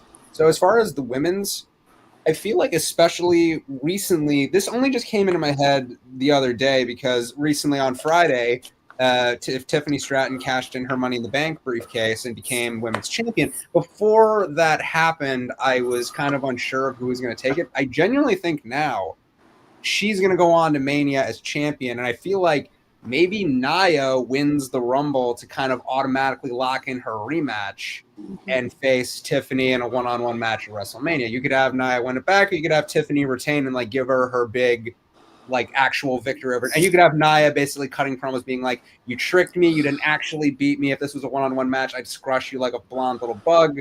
And you could do that. And honestly, for someone like me who's been very critical of Nia Jax the last however many years, this past year she kind of turned a corner in my eyes, and she was like, oh, she's actually good what she's doing now, and she's working. She cares. She started taking it seriously. Working to her size. I mean this in the most respectful way possible. I don't mean this in a gross way. She's wrestling like a woman who knows that she's 250, 300 pounds. And she's wrestling effectively within that style. She's not trying to hit tope suicidas. She's not trying to hit moonsaults and shit. She's hitting big powerhouse clobbering moves. And I honestly think, hey, look, if you really want to, she lost the title, so if you want to put that shine back on her instantly, have her go down to the final 6 and have her eliminate all 5 of them and win the title. Or this kind of, Ariana, this relates to what you said earlier as far as surprises in the Rumbles go. You could, if either Charlotte or Becky come back, I think it'd be a safe bet one of those two could win it. And, both of them have only won it the once, as far as I know. Yeah, Charlotte and Becky have each won it one apiece. So you can give either of them a second win. And I feel like both of them have kind of been gone for a while now, so I feel like nobody would really mind. So I feel like those are 3 safe bets for that as far as who goes on to Mania. Now, as far as the men is concerned, this gave me a little more trouble just because I feel like when you think about who's going to win the Rumble, you got to think about what the hell is the card for Mania going to be. And so I have two choices here, and maybe it overlaps with some of you guys, but the first obvious choice for the Rumble, especially because he's not champion anymore and he can be in it, I think Roman would not be a bad choice, especially because he's more over now than he was 10 years ago when he won it. And it wouldn't be, think about it, 10 years, I could hear the commentary team saying it now, 10 years after winning his first Royal Rumble, the Tribal Chief does it again. And you could run him and Cody 3, which nobody would really mind. You could do that again, kind of close out that trilogy because, hey, Roman's won 1, Cody's won 1. You could kind of run that back, close out that trilogy. I could see some people having a problem with that just because they closed it out so perfectly last year, but that's just a thought. The other theory, that could be, I know that the tentative match is potentially Cody and Rock, but I've also heard Cody and Cena. So, maybe Cena comes in, wins his final Royal Rumble, and goes on to Mania. That's always a safe choice. But as far as who I think should win it, in my heart, he's never won one. we don't really know how many years he's got in terms of in-ring activity left. If you're gonna do it, this year is the time. I think it's got to be this guy. I think it's got to be CM Punk. Yeah, I agree. It's always weird with the men's Rumble because it's always whatever the hell The Rock decides, like whatever decides, like however decides he wakes up on the bed. It's like, will I wrestle at WrestleMania? Will I not? Because like, Whatever the final boss wants. I mean today it was just gonna say, oh, he's now confirmed he's coming to Monday Night Raw. It's like we knew this for months, dude. Like, Thank you. it's like not. It's like I mean, last year was so annoying with all him asking Cody for a shot, but it's also like we don't need to play games. Like the fans are not stupid. Okay, there's some stupid, but all of us are generally smart enough to know we know what's going on. The curtain is burned down. There's no pulling the curtain back anymore. We know what the hell's going on. Right. But Ari, as far as like picks, what do you got? Well, I'll go with the men's first. I see either Drew winning it because I feel like it's his time. It's his time. He needs to win second this. two, yeah. Right, and whether he faces Gunther or he faces Cody, because we just see him pop up on SmackDown. He gave Cody that hug. That felt like there's a little rumbling there going on. Like something is building up. So if he wins the Rumble, I could see him going for Cody. That'd be an interesting story. Like he's hugging him in advance. Like when I win, I'm choosing you, motherfucker. Exactly. Using you. It'd be funny too to see weeks of him hugging Cody like every week. Like, Cody's like, "What's the hugging for?" And then when he wins the Rumble, and then when he wins the Rumble, Cody's like, "Oh no!" It's the hug of death. Exactly. Or like Ben said, Cena might come in. He may make the miracle win and get his Cody title shot, right? The Mania. Right. Since people are so sure that he's going to have a title run at some point in his last leg of his career. With women, this is a little tricky because they could go with either a returning Charlotte or a returning Becky if they do return. Mm-hmm. And we're recording this before Netflix Raw, so we know that we have Rhea versus Liv happening tomorrow night. Which we're in agreement Rhea's getting that belt back. If she doesn't win, she's winning the Rumble. And she's getting her WrestleMania moment. Right. That's what I think. I can't say nobody else. I don't see anyone else in either roster besides maybe Nia winning. Like they haven't built up any of these other women to be a viable winner of the Royal Rumble because they're so focused on Rhea, they're so focused on Liv. Everyone else on the Raw roster has taken a whole massive backseat. Yeah, that's again, love them both to death. No issue with either of them, but like this year has been mostly predicated around their feud, and I'm like, it's gone on a little too fucking long. Yeah, because I can see. Yeah, well, do we want to see Rhea win tomorrow? Absolutely. I'm sick and tired of Liv with this damn belt. Will it happen? I don't know.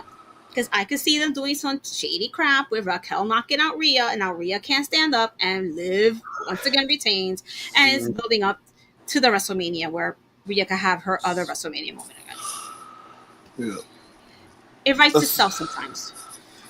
For me picking the Rumble winner, it came down to because I thought of like so many storylines for like if say Naomi wins, then it's like who would she face? But it's also like say if she's revealed to be the one that took out Jade, then you're gonna somehow get Jade the belt, and then they're gonna have them two face off at WrestleMania. Fuck no. That's like one scenario I thought of. Please, no. I'm just Jade, right. no. So she's all for it, as you can see. I got dizzy with the thought of Jade having a belt around her, like the world title belt around her waist. Legit made me dizzy with that. Hey, my blood pressure went through the roof. Come on, she's the oncoming storm. Come on. God. I agree with you because what's the next thing? Elimination Chamber. Then poor Tiffany has to lose the belt in the chamber to her, but that's something I don't want to see either. I also thought think about all those 5-star matches. She's like almost passed out just now. Like no. But then come on, Elizabeth, it's the big one. But then I also thought about like if Bianca won, and then Rhea won got a belt back, that'd be something at WrestleMania for the first time. Them two face off. Yeah. Another long shot, if Jordan does show up and she wins on night one, it'd be crazy to think about if she does that. But That would be dope. I'm thinking about, what's the WWE thing they always like to do? Trilogies. Yeah, Charlotte Flair versus Rhea Ripley 3. you can do that. Again, I'd be perfectly fine with that Because their match at WrestleMania 2 years ago is actually one of my favorite matches that year. That match and then 1-1, Charlotte did beat her at WrestleMania for the NXT title. You're right. Oh yeah, so they are one apiece. So again, you can do the rubber match. You could do that. Do like a video package saying like I've won one, you've won one. And the thing is, you guys pointed out too, is that aside from Rhea and Liv on Raw, everybody's women's IC title status at this point until Becky. Right. I mean, I can see Becky come in too. Like, I see Becky coming in for like to be like, that's a new belt. I want that because you need to elevate those belts too. Yeah. But the idea of doing Charlotte and Rhea 3, I see that more because I see Tiffany Stratton you can definitely do Tiffany against Jordan. I don't think you can definitely do Tiffany in the chamber itself defending the title against 5 of the women, and Nia could be in there because I don't see heel versus heel. I think Tiffany should stay heel regardless. Is she a heel at this point now? Well, she got treated like a baby face, but I think it's just against Nia Jax because everybody hates Nia Jax. Yeah, I think Tiffany has crossed that line at this point. Winning the belt, the pop that she got for it, I don't think they can present her as a heel anymore. I think here's the thing with Tiffany. I think she's just too kind of charming to be a heel. Yeah, exactly. She's adorable. She's bubbly. She's got kind of a nice, kind of cheerful disposition to her. Yeah, it's like with Chelsea Green. Like you can't boo Chelsea Green anymore. You can't. No, you can't. She's hilarious. They could be tweeners at this point. So that's why I'm going to lock in Charlotte Flair for 2025. And that way we don't have to have her come out randomly on a Raw and say no line. I skipped the front of the line. Like have her win a chance to get the title. And you know what? You can do months of promos between Charlotte and Rhea because there's history you can play there, where like Rhea was like allegedly like Charlotte called me on. You look back at her stuff like where do you see that? But it's like that's a story for them to tell because. With the women's title on SmackDown, there's so many other ways you can get there to WrestleMania. I'm kind of nervous if they do a 4-way, just to get everybody on the card. But as long as like a women's singles match to look at WrestleMania, because they're in Vegas, they need a big marquee women's match. Charlotte and Rhea are still the top dogs. Yeah. But Charlotte must be a heel, and Rhea must be the babyface. Absolutely. It can't be the reverse like it was the last time they fought. And she was still the baby face at the end, Rhea. Yeah, Rhea was the Judgment Day heel up to the nines. And everybody was cheering for her the whole night. So then, for the men's rumble, I again thought of scenarios where which title really seems the most profitable? Like, which one do I want to go for? I don't see anybody choosing Gunther. Unless the winners are your boy Damian Priest, where you can do that trilogy thing again where it's like, I've tried 2 times to beat you. If I get a third chance, I got it. Right. And then the other one is Jey Uso. Because Jey Uso did a thing earlier. Because Jey Uso said, I want to win the world title. You put Jey Uso in the world title. And also, it doesn't have to be the main event on night 1 or night 2. It could be an opener. Because Gunther, like, I know a lot of us in this chat are mixed about Gunther. 2 of us out of the 3 like him. But he's not main event night 1 or night 2, sadly. That's not in the cards for him. But then when you go talk about Cody, John Cena seems like the obvious choice. Which, in fairness, I'm going to go with. Because I'm going to say Cena, because then I pitched this to both of you. What if this starts a Cody heel turn? Yeah. And we get the Homelander Cody run. I'm salivating for that. Because the story I want to see children in the audience cry. The evil queen in me came out with that. Like, I want to see children crying, dressed in their Cody outfits. You need me because I'm better. I'm just fucking better. It's easy too. You have Cody saying like you idiots, I'm the American nightmare. I'm the nightmare of your dreams. Like exactly. And that's also too like for Cena. For Cena, I know it'd be a cop out to have Cena win the Rumble Meanwhile, he hasn't won a singles match in a couple of years. Like, he lost to Theory, for God's sakes. Ugh. But it's like, you have to build it up. But I think, like, if you have Cena and Cody, and then what? I don't know how the hell that you would set up Roman and Punk, but it's also like, out of the three options, Punk, Roman, and Cena and Cody in Vegas sounds better out of those three. Yeah. Just Cena alone. Just a singles match. Because there's also, too, is like, there's another chance for Cena in the year at SummerSlam with 2 nights you can do a rematch. Mm-hmm. Mm-hmm. Yeah, but that's pretty much what I think as well for the Rumbles.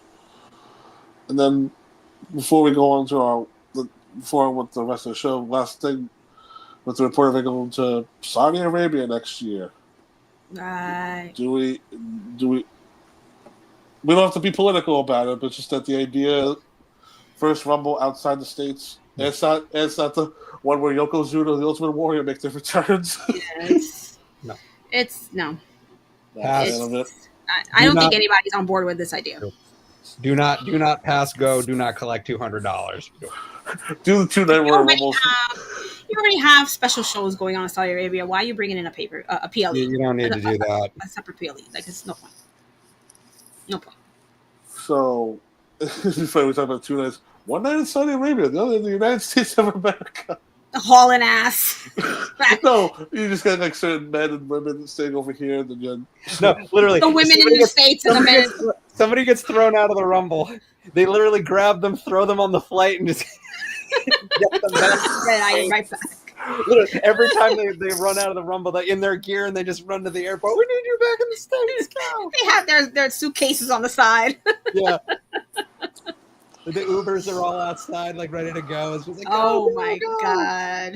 We chartered a private plane. Get it over there. Yeah, that's just not a good idea. So, I feel like that's a good end for this Royal Rumble discussion. But there's still more to this episode as we are introducing a new game, which, holy shit, I can't believe we didn't think of this first, but we're going to play a little game called When Hulk Hogan Talks Wild. Brother.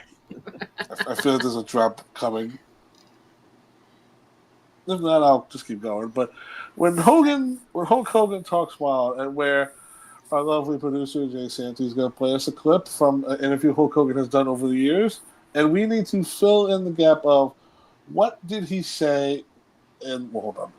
Let's have Jay play. He was once known as one of the greatest promos of all time, to now being the biggest bull talker of all time. History in Headlocks presents When Hulk Hogan Talks Wild. Injuries are real. The injuries are real.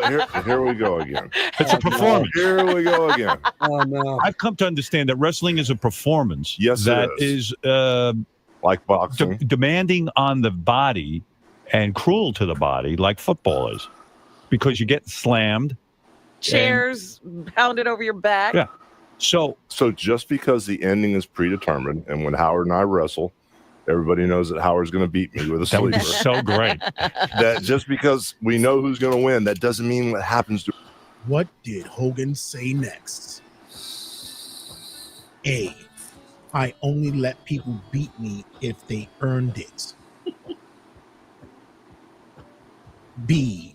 I only lost 5 matches in my career. C. I never had a match where I didn't get hurt. D. Wrestling is real, like I'm real. Okay. Can you put those 4 options back up? Like, go back Yeah, and put it on the screen. Okay, so what did Hogan? Wait, I never had a match where I didn't get hurt or didn't get hurt. Was that a typo or intentional? He wrote did twice, but I didn't get hurt. It works too. I didn't get hurt. Didn't get hurt. I don't think know. Maybe that's what Hogan exactly said. He said did twice. Who knows? But I think he says C. This is tricky because I could easily see him saying any of this, but you know what? I feel like A. I'm gonna get rid of that one just because I feel like that's him saying like the quiet part out loud. Yeah. And like, I only lost 5 matches in my career. I don't think he'd ever admit to that. I think he would just leave that. I don't think that's one of those things that would just kind of go unsaid. I don't think he would talk about his losses. I think I'm gonna go with D. I think I'm gonna go with D. I say D as well. All right. All of us are saying DJ, so I said C. yes, I didn't get her. Yeah. Oh, So it's a typo on your end. Okay. Yeah. All right. But we're all choosing D. go with D. No, I chose C. Oh, you're choosing? Okay. Yeah.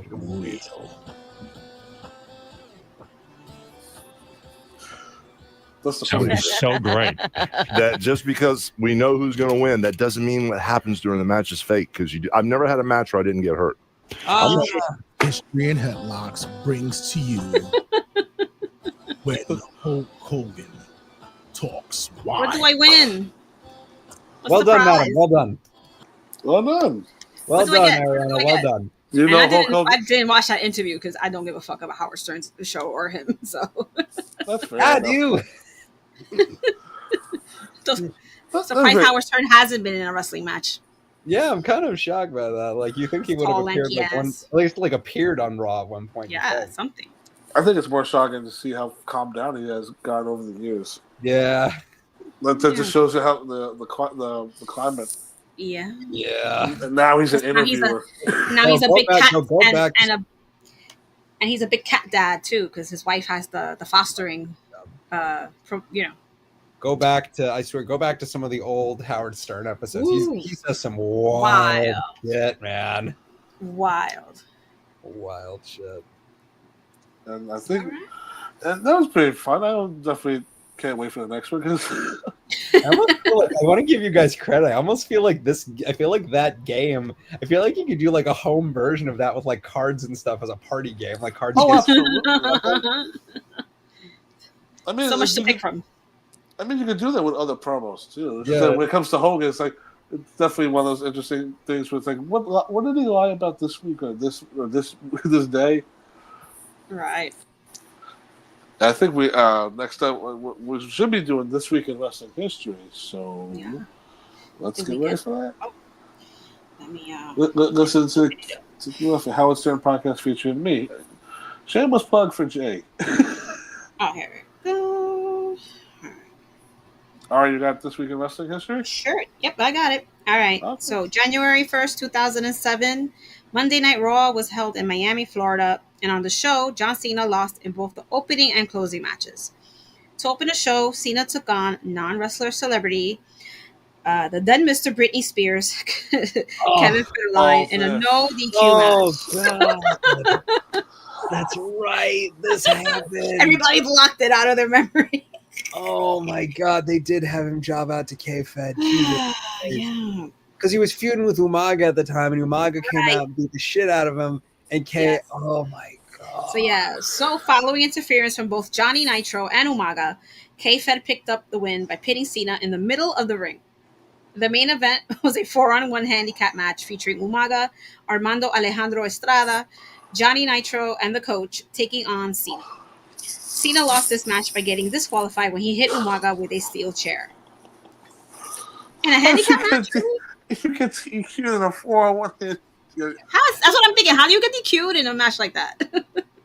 I just want to throw up. 2007 Raw was terrible. Oh, yes, when I stopped, that's when I was like, all right, I'm done with this shit. It was 2007. 07. Yeah, that's when I'm like, yeah, I can't do this anymore. Well, but that's when I started watching wrestling. Benny, I have more important Ben- things to think about in my life right now than this garbage. Benny, you famously tell me the first event you saw was the main event of Batista and Ric Flair against Deuce and Domino. That was the first Oh my SmackDown I ever God. saw. I totally forgot about Deuce and Domino. My first wrestling pay-per-view ever was SummerSlam 2007, where I saw John Cena and Randy Orton face off for the first of what would be 3,462 times. And I was like, wow, this match is great. Was it SummerSlam? Yeah, that was SummerSlam 2007. Yeah, my dad went there live. Oh, wow. Ah. Yeah. It was very interesting to go to pay-per-view live. It was very different from like a house show at the time for me. Yeah. But just say, On the subject of Cena, can I show you guys something? I think you might appreciate this. Hold on. sure. I was about to ask too because 2007, Kevin Federline, was this when Britney shaved her head too? Yeah. Like, it was after sometime. my Look at God. that. It's me and John. Look at those Jinko jeans. Yeah. You can't get any closer in, buddy. There was a Oh no! distance thing? Unfortunately, this was during COVID time, so there had to be a screen. Oh, and you yeah. only got like 60 seconds with the guy too. Unfortunately. Like, don't breathe. Hold No, on. actually, on the line on the way to meet him, I like worked what I wanted to say to him into like a tight 10 and like a tight 60 seconds, and I was like, "Sir, love your work. Been a big fan of you since SummerSlam 2007. Looking forward to Peacemaker. Can't wait." I was like, "Thank you very much, man." You had the real life Royal Rumble clock on you. Yeah, right? You had that countdown on yourself that day. You good? You can hear it? You hear us? Oh yeah. Listen, when we found out we had like a limited amount of time, I was like, shit, I gotta like figure out what the hell I'm gonna say to him and like get it out pretty quickly, aren't I? Yeah. They're killing you. Mm-hmm. Well, on to the next one, but just John Cena lost to 5 people in one night. Thank God. That's how you know he was a company guy. Next Man up. love to work. Yeah, the next one, Ari? Yeah. So January. This is all on you. I don't have it. Jay didn't send it to me. Yeah, you send it in IG. Oh, on IG? Let me go. Yeah. Yeah, so I'll keep going. January 2nd, 2003, WWE SmackDown was held in Albuquerque, New Mexico, and featured one of the most memorable weddings in wrestling history. Al Wilson, father of Tori Wilson, and Dawn Marie decided to get married on SmackDown in the ring and in just their underwear. There's no run-in by Tori and no interference of any kind, which in itself is unique for a wrestling wedding. Elsewhere on the show, John Cena pinned Rikishi, and then Brock Lesnar destroyed Matt Hardy in the main event. Good for Cena. Yeah, right. He got a match. He got a win. I love how the main part of this fact is the wedding. And then In their meanwhile, underwear. What was going on that decade? Jesus, man, you don't want to know. That's definitely one of those moments for a lot of us. For me and Ben, we're like, doors closed. Mom, Yeah, walk in. you guys are kiddos. So it's times where it's like, I really hope nobody walks in on me watching this right now. Man, I was 22 and I was thinking that too. Like, please don't let my mom walk in here and see this shit. She's like, what are you watching? And the funny thing is, like we're probably gonna cover. We're probably gonna get this in a couple of weeks, but the storyline would get weirder and weirder and weirder. I mean, at that point, they also got weird where it's like Tori was trying to tell Dawn, "Don't marry my father." Then Dawn was like, "Oh, then come to my hotel room and let's film a sex tape." I know. It was just. And then he dies. From oversex. You gotta throw that in there. Oh yeah, then he dies. He dies. He has a heart attack and dies. Like, what the? It was just. I have no words for it to this day. It's been what, 22 years. Damn, 22 years. That's crazy. Half my lifetime. But Ari, do you remember what he died from? I don't remember exactly. Oversexing, right? His heart couldn't handle it. The Viagra killed him. Yeah. That is a real thing. And this is also one of those things where that's like the second time, like the first out of 2 times, like a WWE wedding resulted in somebody having a heart attack. Remember Teddy Long and Crystal? They had their wedding on SmackDown, and Teddy Long had his heart attack. Yeah, but the funny thing was, well, not the funny thing, but the thing was, he took Viagra pre, so he got too excited and he passed out on this. It will kill you. And this thing fact about Al Wilson, this is sad. This is very sad to say, but this is the first time he died. Right. And then, unfortunately, later, like, I think when Tori Wilson was going to the Hall of Fame, he died for real. He actually died, right? It was like, it was one of those moments like, wait a minute, I thought he died in 2003. He was like, no, real life, sir. But now that I see it, I will never judge Jay again. But next up, in this week's oh Jesus Christ, 2013 TNA Impact was held in Orlando, Florida. No shit. Kurt Angle and Samoa Joe took on two of the members of the Aces and Eights faction, one being Devon and the other, their identity was unknown.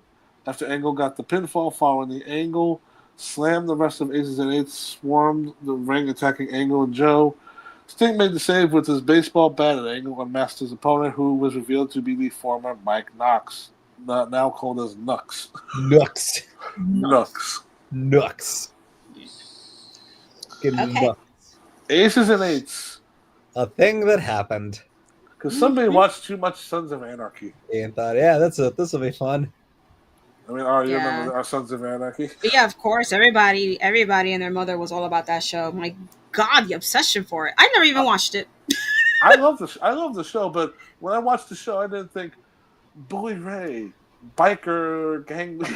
I didn't think that's a thing. Yeah, because we were so used to see him be Billy Ray, you know, Bubba Billy Ray. Ray? Sorry, Billy Ray, Bubba Ray. We so used to see him as Bubba Ray, and then suddenly he comes out dressed in leather and chains and stuff, and it's like, what's going on here? But you know, it kind of works for him, I guess. I don't know. Even though he's a New Yorker from freaking Hell's Kitchen, but yeah, it doesn't match. Also, this week in the year 2017, in the main event of WWE SmackDown Live in Jacksonville, Florida, Dean Ambrose defeats The Miz to win the Intercontinental Championship. This was one of those random.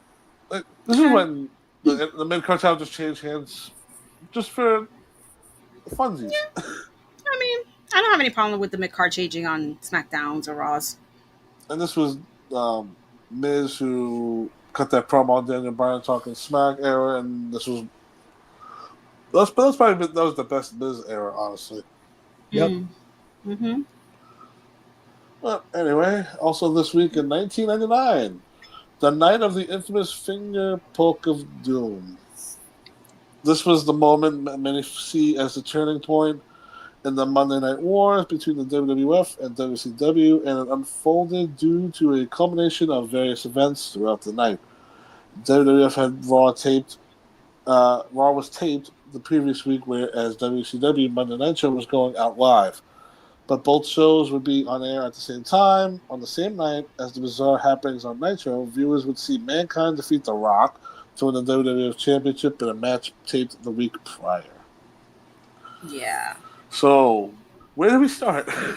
Because I think the most important thing is for like when they had Eric Bischoff feed to Tony Schiavone, like they're gonna have Mick Foley, who's better known as Cactus Jack, over here win their title. That'll put some butts in seats. That'll put a dick in a butt. Yeah, that'll put a dick in a butt. Everybody switched over in that very moment. Yeah, I mean, I know I did.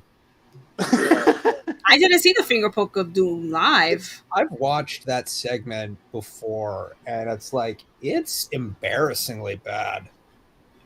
Michael Buffer's out there. They do the big intros. Kevin Nash has that big pyro thing. I know that the car by your place is like, yeah, finger poke. But it's also like, what a weird time for professional wrestling. Yes, it was. The dark days. It was, but it was the turning point. You know, it was a turning point. The dark and the bright days in some weird cases, because that's pretty like that statement said. That pretty much helped WWF get the ratings back. Yeah, yep. I mean, we were just watching the clip earlier, right? I mean, that pop where Mankind won, just everything, the way it was presented with DX and Austin coming out and the crowd going insane, and the win. I mean, man, what a moment! The visual of the camera shaking, the hard camera shaking, and to think that it was taped. Yeah, they could have done it live. That could have been one of their live episodes, and they taped it, and it still was like you said, the camera shaking from the energy of the crowd. I mean, we'll never see anything like that. Ugh. So we've had moments that have been close to it, but nothing like that. Not like that. That was just, whew. Maybe the closest would have been Mania last year. Yeah, when Cody, yeah, and everybody running in, and yeah. Because me and Ben were watching that together, and we, even like in the room, we're like Philip, come on, like fucking do it. Like it was after every person came out. It was like first Jimmy, then Jay, then Solo, then Cena, then The Right. Rock, then Undertaker. Taker. If It was only, like, man, they were kicking out of nuclear missiles in that fucking Yeah, match. It and was like, everybody was waiting. Is sending a Austin drone coming out? strike at this point. What the fuck? if only, Jesus. it was great to hear the gong go off. But it was like, if only if it was the glass shatter. If it was the See, I glass think that if shatter, the glass would have shattered, it would have been. that I was stadium waiting. would have went nuts. I was waiting for that. But Austin has a cat to take care of. 2 cats. Two a cats, cat yes. Get bad. Gotta take care of Fluffy. Macho and Poncho. Macho and Poncho. Macho and Poncho be my I love the name. These damn cats. Like, look at this cat. Aren't they cute? Are they fluffy? You sound more like Mance Warner right now, and I should kind of look like him. I'm looking at you. Mance Warner. Ben's got the Mance Warner thing down right now. Nothing does a comment. The hair. He's awesome. God damn it, Ariana! You told me that. Damn. Next up. Wait, do I sound like Mance Warner, or does Mance Warner sound like Stone Cold? Like, come on. He sounds like Stone Yes. Cold. Just yes. He's just so much like him. I love Next, 2010, the date that the Monday Night War reemerged, albeit very briefly. The date marked out. I know Jay's like copy pasting all of these things, but come on. Albeit very briefly, the date marked. All of these events in wrestling history have been fucking terrible. The date marked. We are. But the funny thing is, nothing good happened in this month. You know what? Ben, the funny thing is, like the early ones we did, where it was like Nigel McGuinness debuting in TNA, and then it's like, oh, he shows up at All In, like he's back in professional wrestling. It's like there's been a weird trend of us doing this, and it just happens again. But the date marked the eagerly anticipated debut of Hulk Hogan. Something semi-decent on her. Oh, we always talk about someone who died. But this is the one thing you mentioned on this run of facts has just been Dean Ambrose winning the title on a random SmackDown. Also, Mick Foley wins his first WWF title. But that's not the moment that we're talking about, though. That's the fucking finger. Hulk Hogan debuting in TNA along with Eric Bischoff in TNA. The show also played host to a number of surprise debuts and returns, including Ric Flair, Jeff Hardy, Sean Waltman, Shannon Moore, Sean Morley, Scott Hall, the Nasty Boys, and Orlando Jordan. I also remember just Homicide taking a bullet. Homicide taking that chair shot from Jeff Hardy. Holy shit. Mm-hmm. Like Jeff just swung and Homicide really there was a homicide on TNA. Can't expect anything less from him, you know? And poor Homicide too on the show where he couldn't get out the stupid asylum hole. He got stuck. And then Ric Flair, like, just outside, like this totally reeked like a WCW reunion. Because we had Eric Bischoff, Scott Hall, Kevin Nash was still there, and you had Six Pack. I'm like, oh shit, the Click is back. Great. That's what I want for TNA 2010. Mm-hmm. Also that same year, 2010, hell froze over on Monday Night Raw as Bret the Hitman Hart made his first appearance in the WWE ring since the infamous Montreal Screwjob in November 1997. Hart acted as the guest host of Raw, and in the opening segment, he buried the hatchet with Shawn Michaels in one of the greatest opening segments in Raw history. Fully agree. Yeah. This is I actually tuned in. Yeah. I tuned in for it. Because I think the idea of Bret coming back to Raw and then the teasing him and Shawn face off. Right. Yeah. It was great to see them, reconcile and put all that in the past. And like they say, they're not the best of friends, but they're friends now. They will talk about their kids and whatever. And it's lovely to see them be able to just be mature about it. I think behind the scenes they were casual, right? I think like years prior they did like makeup, all that stuff. Yeah. But I think like on screen it was like one of those things where, because I think every fan was like, is Bret gonna punch him? Like, is Bret gonna go off script? Like that. I'm gonna do something right. And then they both hugged. Mm-hmm. It was a lovely moment. Yeah. Ben, any comments? In regards to this particular fact, or just This was I guess a young fan. I guess you really didn't know who Brett was. I don't look back on 2010 WWE with a lot of fondness, if I'm being honest with you. I don't particularly remember that being a particularly great year. But this was a cool moment to see Brett again and see him bury the hatchet with Shawn. Yeah. But like, I don't know. Like it's hard for me to like show any enthusiasm towards that year, if I'm being honest with you. Because Overall, this was the middle of, like you said, when they were doing the guest hosts weekly with random celebrities who either were fans or not fans, and just plug whatever bullshit they had at the time. Mm. And then they're like, oh, 1 week, Bret Hart's coming back. Oh my god, you actually care about this show, you assholes. Yeah.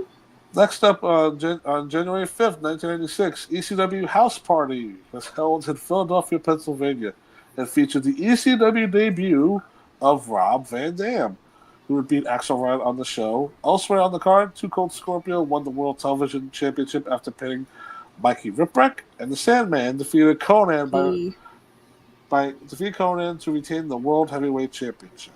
Nice. RVD's still one of my favorites. I love seeing him out there. I don't care how many girlfriends or wives he has. He's still fucking cool to me. Hey, look, man, listen, that dude is still getting paid, getting laid, smoking weed, and just vibing. He's so fucking living his best life. living the best life possible. He's in a hot tub with two like bisexual women who he's There's smoking. always the third's always on rotation. He's selling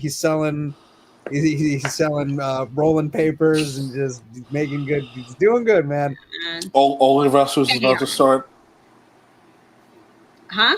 Only Wrestlers. Remember, that was a thing that we found Oh out. yeah, what the hell was that supposed? It's supposed to be like a fan interaction, but Supposed to be not only fans, but sexual. for wrestlers. Yeah. But no, it's not supposed to be a sexual thing. I think it's supposed to be like yeah, fans yeah. and wrestlers, interacting with each other or whatever. Right. That would have been fucking wild, though. They had Matt Riddle in there quickly. Well, listen, I love Rob Van Dam, but I don't want to see anything. I put this in the back on. Well, Keep that shit on. that's your opinion. I mean, what, you have a crush on Mr. RVD? He's gorgeous to this day. He's in the same boat as Damian Priest He's beautiful. I always thought Ryan Van Dam was a handsome ass man with a and Jake something. Jake something. Jake is Jake has something. He's something. He's something else. Also, this week 2011, New Japan Pro Wrestling officially announced that they had introduced the IWGP Intercontinental Championship. But Nice. it wouldn't be awarded to anyone until May 15th, when MVP beat Toru Yano in the tournament final. And if you see an early picture of this belt, it's like, it's pretty much like the penny tag belts of WWE. The early design is not great. Mm-hmm. Like when you have Naito, because I remember Naito win this belt, and he would Yeah. throw this belt around, he'd break it off the stairs, like this looks like a piece of shit. Oh god. Also, this week in 2016, AJ Styles made his last appearance for New Japan Pro Wrestling at New Year's Dash. This is actually a very infamous day, man, because we remember this. It was an eventful farewell as he teamed with Bullet Club teammate Kenny Omega to defeat Yoshihashi and Shinsuke Nakamura. After the match, Omega and the rest of the Bullet Club turned on their leader Styles and kicked him out of the stable. Omega declared himself the new kingpin of the group. Thus, the rise of Kenny Omega. Oh yeah. This is where everything changed, honestly. This is where we really got best bout machine, like top guy Kenny Omega. Like, no, that really was. And that was it for AJ in New Japan. Like, that was his final appearance. He was in the Rumble, like, shortly after that. Right. So it was a whole, and that was like, I think it might have been Nakamura's final appearance, too. It was a month later because Nakamura had to drop the Intercontinental title to Kenny Omega. Right. Okay. Because then also we got Giles here and I said, but nobody remembers that one because it came in shortly after Mania. But around that time in 2016, when the breaking news is 3 Bullet Club members and Shinsuke Nakamura are coming overseas to join WWE, it was like, what the fuck? That was one of those things where, I never heard of anything like this because we were so used to Jack Swagger and the great Khali. We had our stars. We were settled. Oh Lord. And lastly, in 2020, oh, this one's kind of sad. Oh, can I take this one? Yeah, you got it. Yeah. So the most historic note for Wrestle Kingdom was the retirement of international icon Jushin Thunder Liger.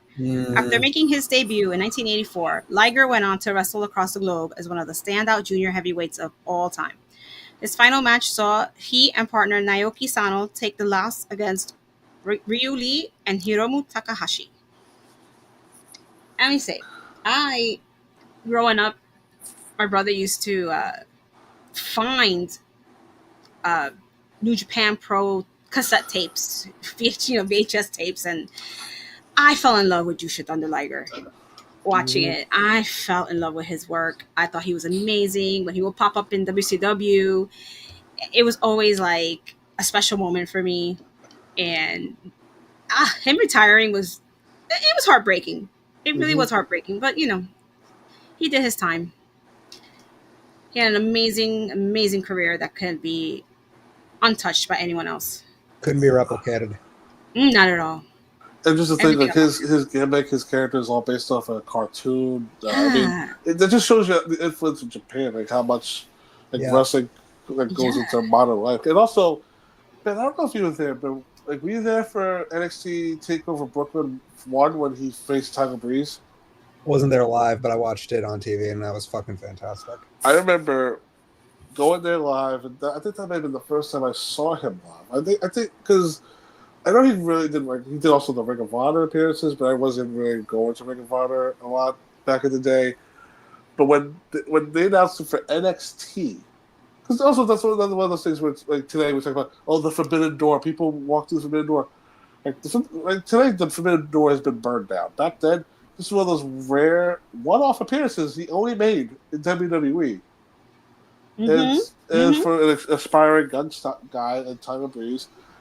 And just hearing Tyler Breeze recall the story of he gets called into the office and goes, "So we have this idea for you for Brooklyn, and we're going to bring in Jushin Liger for you."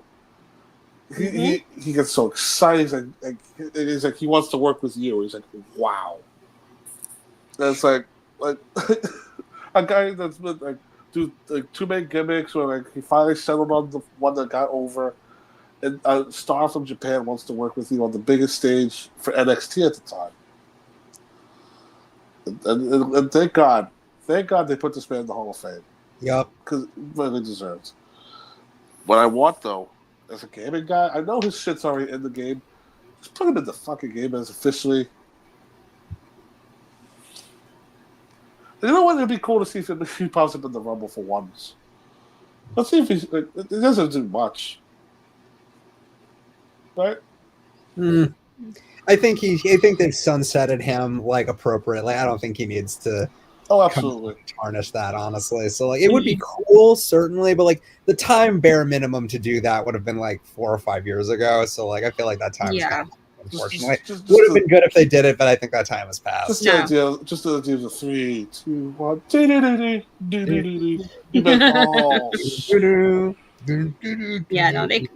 It's true. That should have happened before he retired. Yeah, one of his final send-offs, But I do remember seeing him face Bryan Danielson in Ring of Honor. Oh yeah, in 2004 live.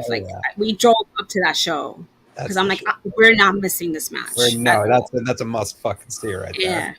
Yeah, I need to see this man live, and then he's fighting American Dragon. Nah, we gotta go watch this. That's a win-win-win. Hell yeah, it was worth the 4-hour drive up there. And so this week, it's good for the new year that we're ending this week in wrestling history on a positive note, because usually he died. Can we get one fucking positive thing? He never wrestled again. Then he passed away. It's always the saddest thing. He OD'd. Sorry, guys. But on that note, Benny, my brother, thank you for coming on. Of course. I will say this live on the air, though. Ariana, apologies if I talked too much and I cut you off at some points. I sincerely apologize for that. You're a guest. I haven't done one of these in a minute with this guy, so I kind of just slipped back into old habits. But fucking Jay, I'll bring I'll bring back the darkness next show. great. No more darkness. Positive. Thank you both Positivity. so much for bringing me in as the third seat on this one. This was so much fun. This really brought me back to, hey, start off a new year by going back to the past and like reclaiming my old status as a wrestling podcast. And Benny, I gotta ask, how did I do hosting the show? Because back in the day, you used to be the main host. I was always your sidekick. No. Yeah, you were the fucking sidekick, but you were the one who got over the most. Nobody fucking knew who I was, man. Meanwhile, plug your shit, man. You do a lot of great stuff in wrestling right now. Much appreciated. So yeah, I have a few things that I can throw into the hopper here. So first off, the wrestling company that I work for, we're on hiatus at the moment, but we're gearing up for a comeback anytime now. Catalyst Wrestling, we typically run out of Brooklyn, we run out of Jersey occasionally. We got a great roster. O'Shea Edwards, Akira, Darius Carter, a lot of wonderful Anthony Gangone, a lot of wonderful people who fill out our show. So can't really put a date on when we'll be back, but we'll definitely be back at some point this year. So fingers crossed, and I'm looking forward to that. As far as my own personal stuff, subscribe to my YouTube channel. It's my name, Benjamin Falbo. You can follow me there. I do a lot of different types of content. I do wrestling. I do my own wrestling edits. I do like my own little highlight recap packages. I do movie reviews. I do top 10 lists. Recently, I just did my favorite things of 2024 video where I talk about all the things from the last year that I loved. I talk about movies. I talk about my favorite books, my favorite TV shows, and I even include I even include a subsection of my top 5 favorite wrestling matches for the year last year. So if you want to find out what those are, subscribe to my channel and go check out that video. And also check out the Rise and Fall of Blackcraft Wrestling. It's my golden goose. I'm still very proud of that all these years later. So check that out as well. And thank you both for having me on the show. This was a hell of a lot of fun. Awesome. You're more than welcome to come back. Yeah, anytime. And on that note, all right, any other last notes before we end this episode? Nope. We're good. I can't wait for the Rumble. I can't wait to see what's going to happen in a few weeks. And let's hope that it's a really good show. And we got some real good surprises. Yeah. Honestly, yeah. Unless it isn't. Then it's gonna be fun to complain about anyway. But as far as we'll bitch and moan about it anyway. As far as our next episode, which we're going to be doing probably before the Rumble, because we did give the fans a poll, not an actual poll, but a voting poll, because we're all going to do. We're going to look at certain wrestlers' backgrounds and history, so we give everybody the options. And our next episode, we're going to be covering probably the best one or the phenomenal one. AJ Styles will be our first wrestler-based episode where we're going to talk about his humble beginnings, how he got into wrestling, some of his best matches, and where he is now in the world. I mean, hopefully, let's hope he comes back in the Royal Rumble too, because his career's not certainly over. I hope not. I don't know if he's ready. So that injury was pretty bad, from what I heard. Yeah, the next episode, we're getting ready to fly with the man that is simply as phenomenal. AJ Styles. Absolutely. I can't wait for that. So follow me at our social medias. Ben, just plug your social media if you want to. You can follow me on the Twitters or the Zwitters or whatever they're calling it these days. You can follow me there at Falbo_Benjamin. I'm on the Blue Sky now. I have a link to that on my Twitter. You can follow me there too. YouTube channel, check all that out. I also have a podcast that I'm going to start doing a little bit more this year. It's called It Came From Queens. I talk to different artists and different weirdos about different stuff. It's typically just me getting drunk and asking like different creatives dumbass questions about their work. So just check that out if you like nonsense. But there's a lot of fun there. So yeah, check out my stuff if you're so inclined. Sounds cool. Very nice, very nice. Yeah. I don't know why I'm doing the accent, but very nice. Subscribe to New York Wrestling Media. Tap that bell. Comment. I apologize for accent. Share. Please. Watch the shit. Yes. And you know what? For old time's sake, I'm going to use an old catchphrase for New York Wrestling Media. Join the madness, everybody. Yeah. See you next time.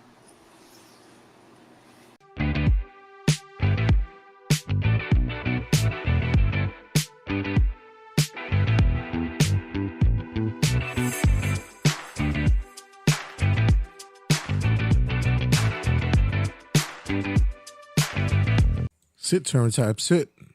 Good boy. Ruff.